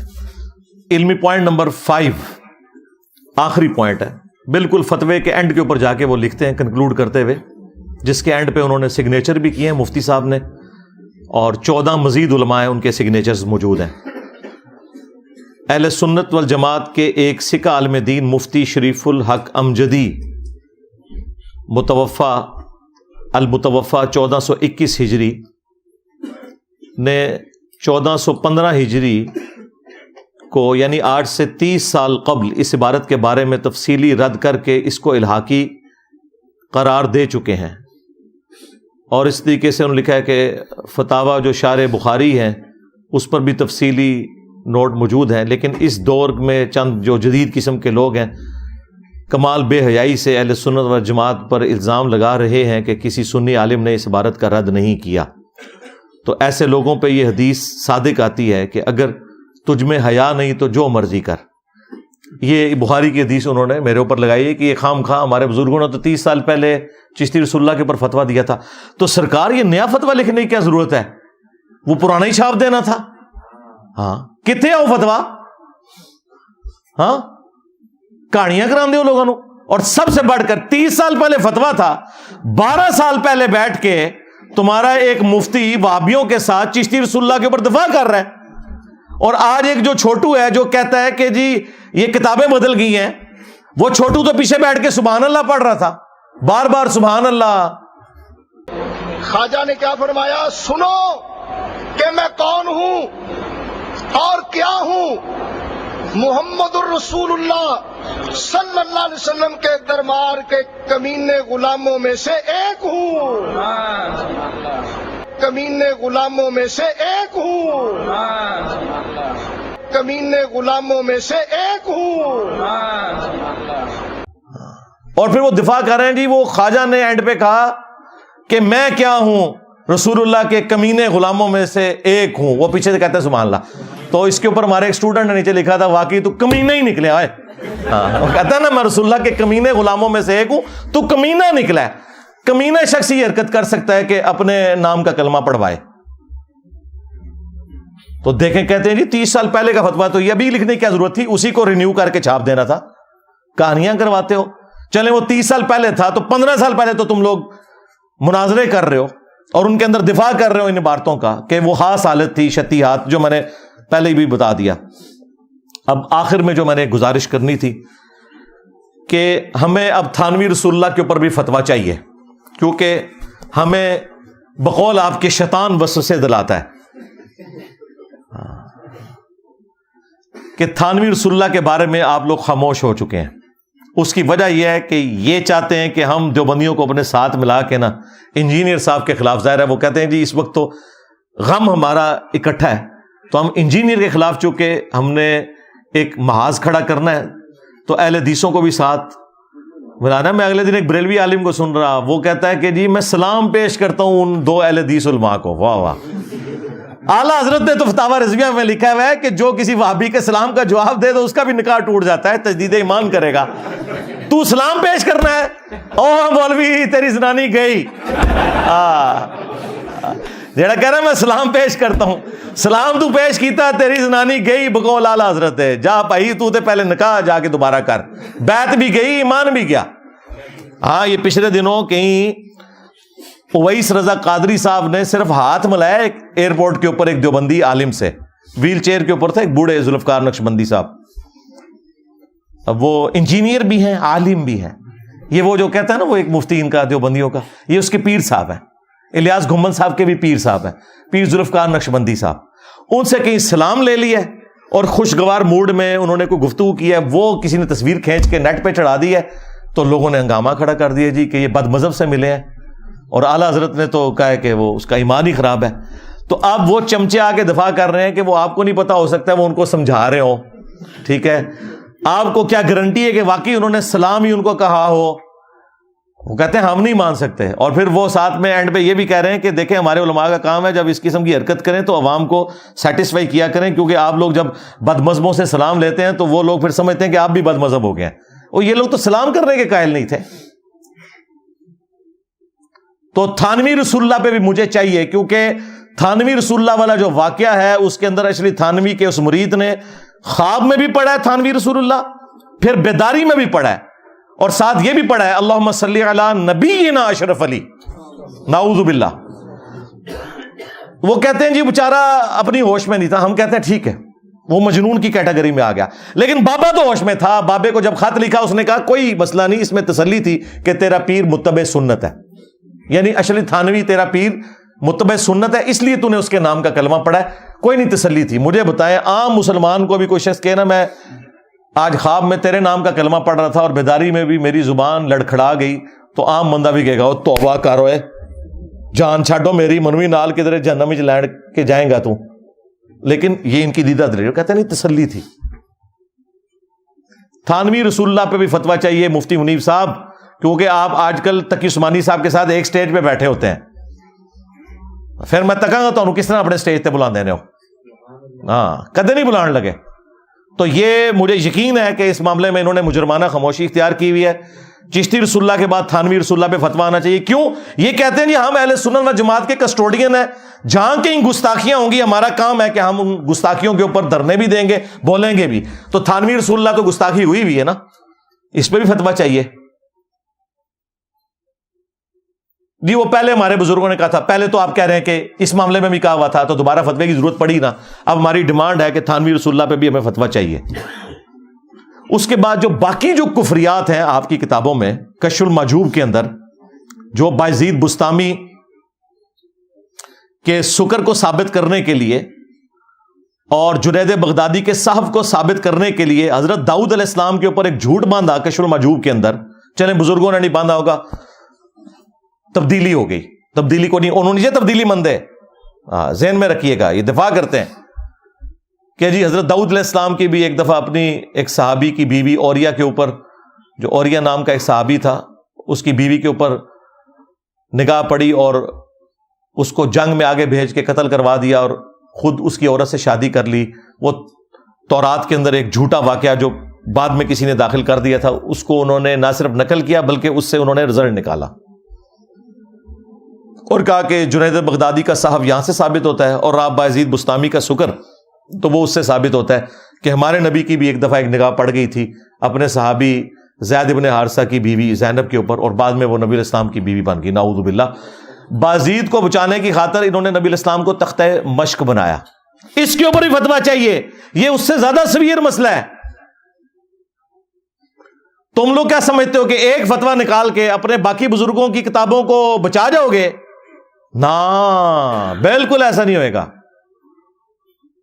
یہ کشف المحجوب کی ان عبارتوں کے اوپر فتوے چاہیے کفر کے, ان کی پرنٹنگ بھی بند کروائیں. پھر تذکرۃ الاولیاء میں جو بایزید بستامی کا دعویٰ لکھا ہے, لوائی اعظم من لوائی محمد, میرا جھنڈا محمد کے جھنڈے سے بھی بڑا ہوگا اور محمد اور تمام انبیاء قیامت کے دن میرے جھنڈے کے نیچے ہوں گے, نعوذ باللہ من ذالک. جی اللہ بول رہا سی, اللہ تو نبی کے منہ سے نہیں بولتا. ہاں, وما ينطق عن الهوى ان هو الا وحی یوحى, نبی خواہش نفس سے کچھ نہیں کہتے, وہ کہتے ہیں جو اللہ ان کو وحی کرتا ہے. تم لوگوں نے یہ نبی الاسلام کے بارے میں جو چیز ثابت نہیں تھی اپنے بابوں کے بارے میں کر دی. خیر ان واقعات کی میں نے انجینئرنگ کئی دفعہ کی ہے. یہ بھی جو مفتی حنیف قریشی صاحب حافظہ اللہ تعالیٰ نے جو ڈرامہ بازی کی تھی اس کے اوپر میری تفصیلی ویڈیو ہے. آج وہ ٹائم نہیں, میں صرف عبارتیں بتا رہا ہوں کہ ان عبارتوں کے اوپر ہمیں فتوے چاہیے.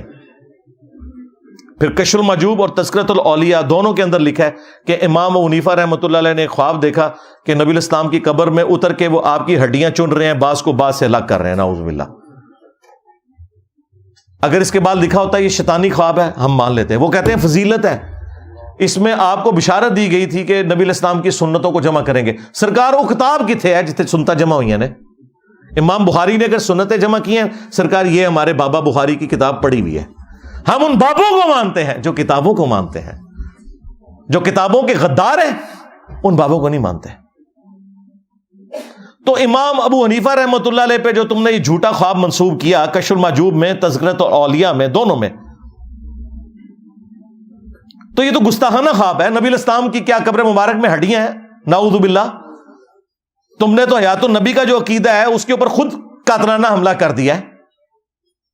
تم نے لوگوں کو کیا عصمت انبیاء کی تبلیغ کرنی ہے؟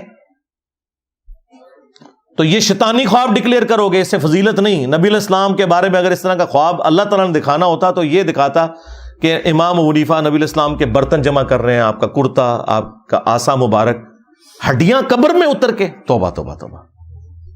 اس کے اوپر بھی ہمیں فتویٰ چاہیے.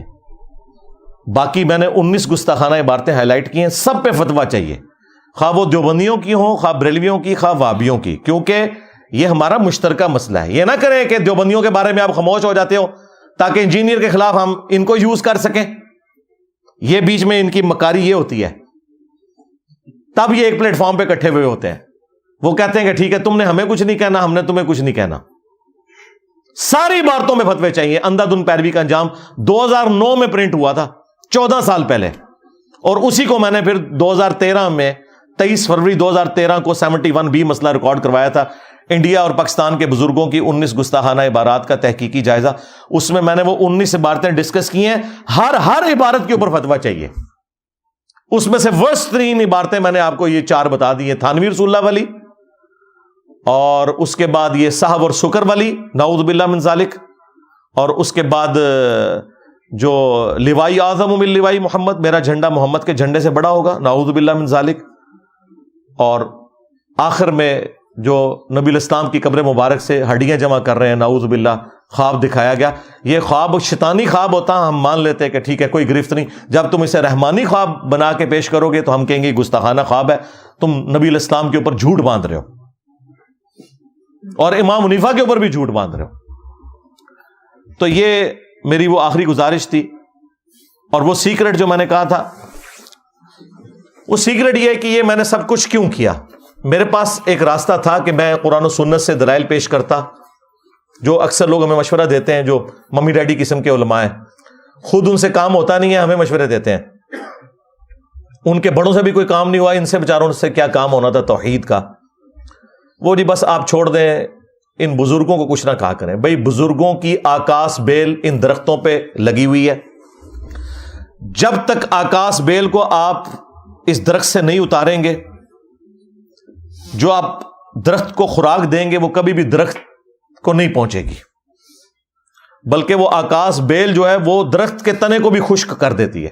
یہ بزرگوں کی آکاس بیل ہے جس کو میں نے اتارا. اس کو اتارنے کے لیے اگر میں قرآن و سنت کا صرف راستہ اختیار کرتا، انہوں نے پتہ کیا کہنا تھا، او جی بخاری مسلم تو سلطان بہو نے بھی پڑھی ہوئی تھی، قرآن سلطان بہو کو نہیں آتا تھا. تم کہتے ہو ایاک نعبد و ایاک نستعین، تو پھر سلطان بہو نے کیوں کہا سن فریاد پیراں دیا پیرا، میری فریاد سنی کن تر کے ہو، بیڑا میرا وچ کھپراں دے جتھے مچ بھی نہ بیندے ڈردے ہو. تو یہ سلطان بہو پھر کیوں عبد القادر جیلانی سے مدد مانگتے رہے؟ انہیں نہیں تھا پتا کہ قرآن میں لکھا ہوا ہے. اب آپ اگر یہ کہیں کہ بھئی ان کو نہیں پتا تھا، کہیں گے او توبہ توبہ توبہ توبہ توبہ، یہی کہیں گے نا. یہ بھی نہیں کہہ سکتے. اگر آپ کہیں کہ نہیں ان کو کم پتا تھا مجھے زیادہ پتا تھا، کہیں گے دیکھیں کتنا تکبر کر رہا ہے ان کو. تو اس کا حل پتہ کیا تھا؟ باپے فارغ کرتے ہو. چشتی رسول اللہ، تھانوی رسول اللہ، صاحب اور سکر کی عبارت، لوائی اعظم من لوائی محمد، یہ ساری عبارتیں اتنی بار کھرچو کہ کینسر بنا دو.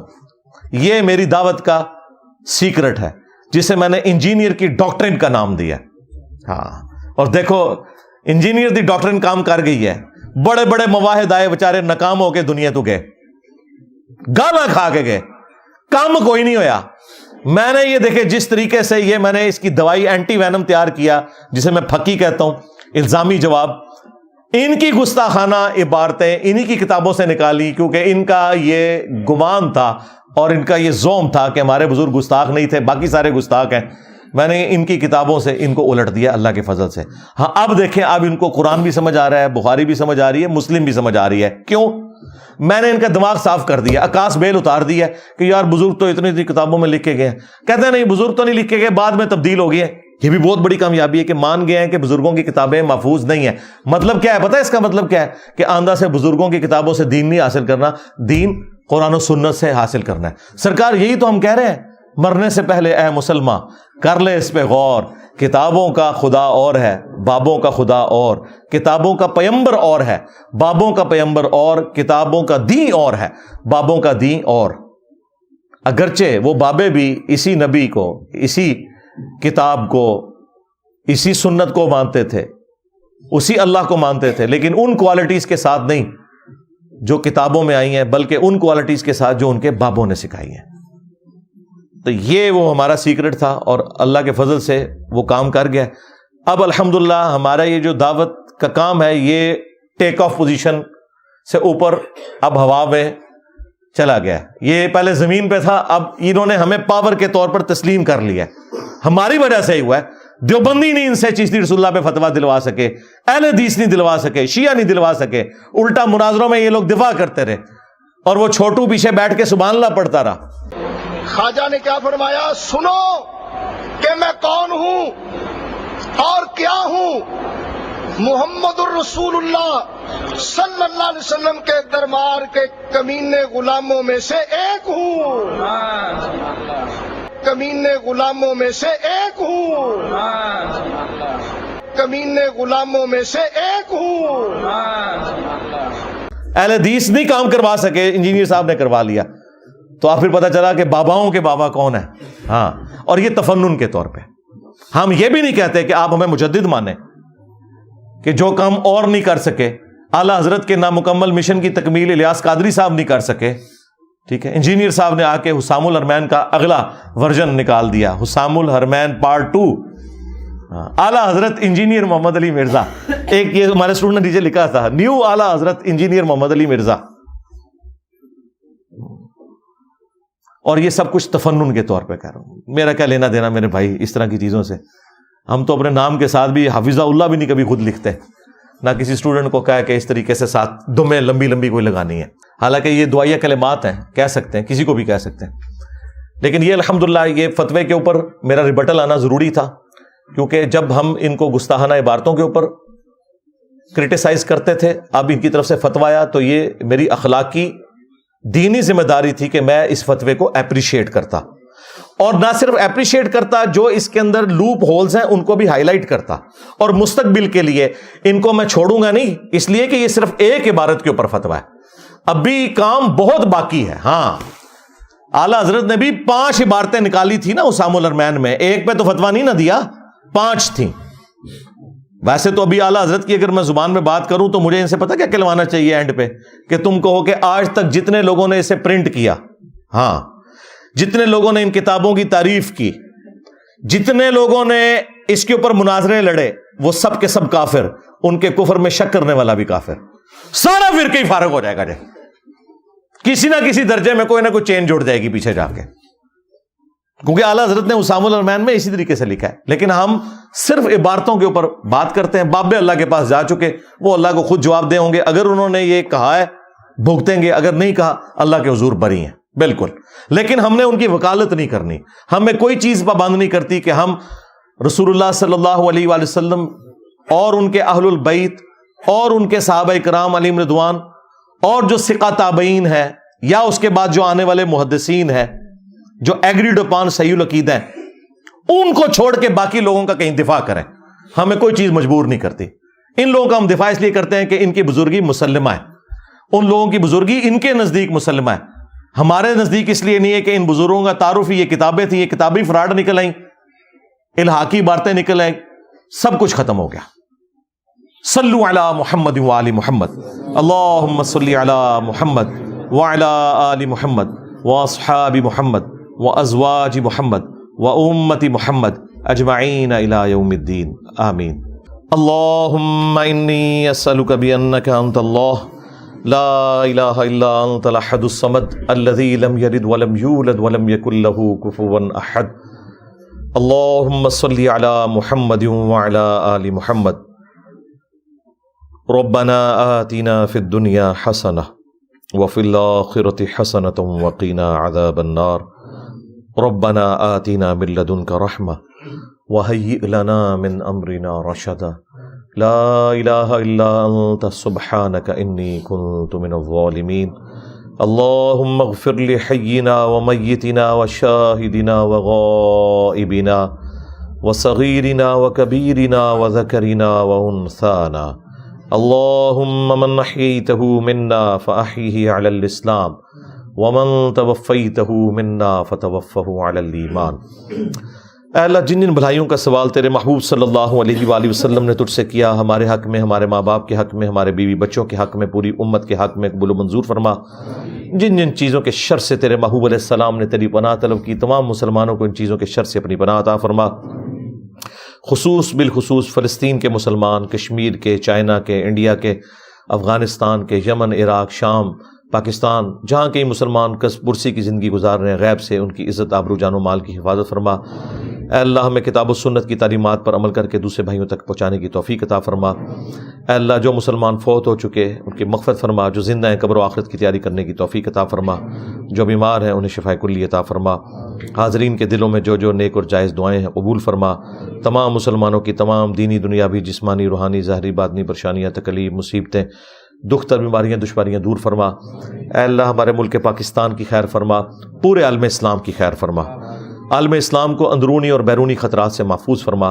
سبحان ربک رب العزت عما یصفون وسلام علی المرسلین والحمد للہ رب العالمین وصلی اللہ علی النبی الکریم وعلی آلہ واصحابہ اجمعین الی یوم الدین. آمین.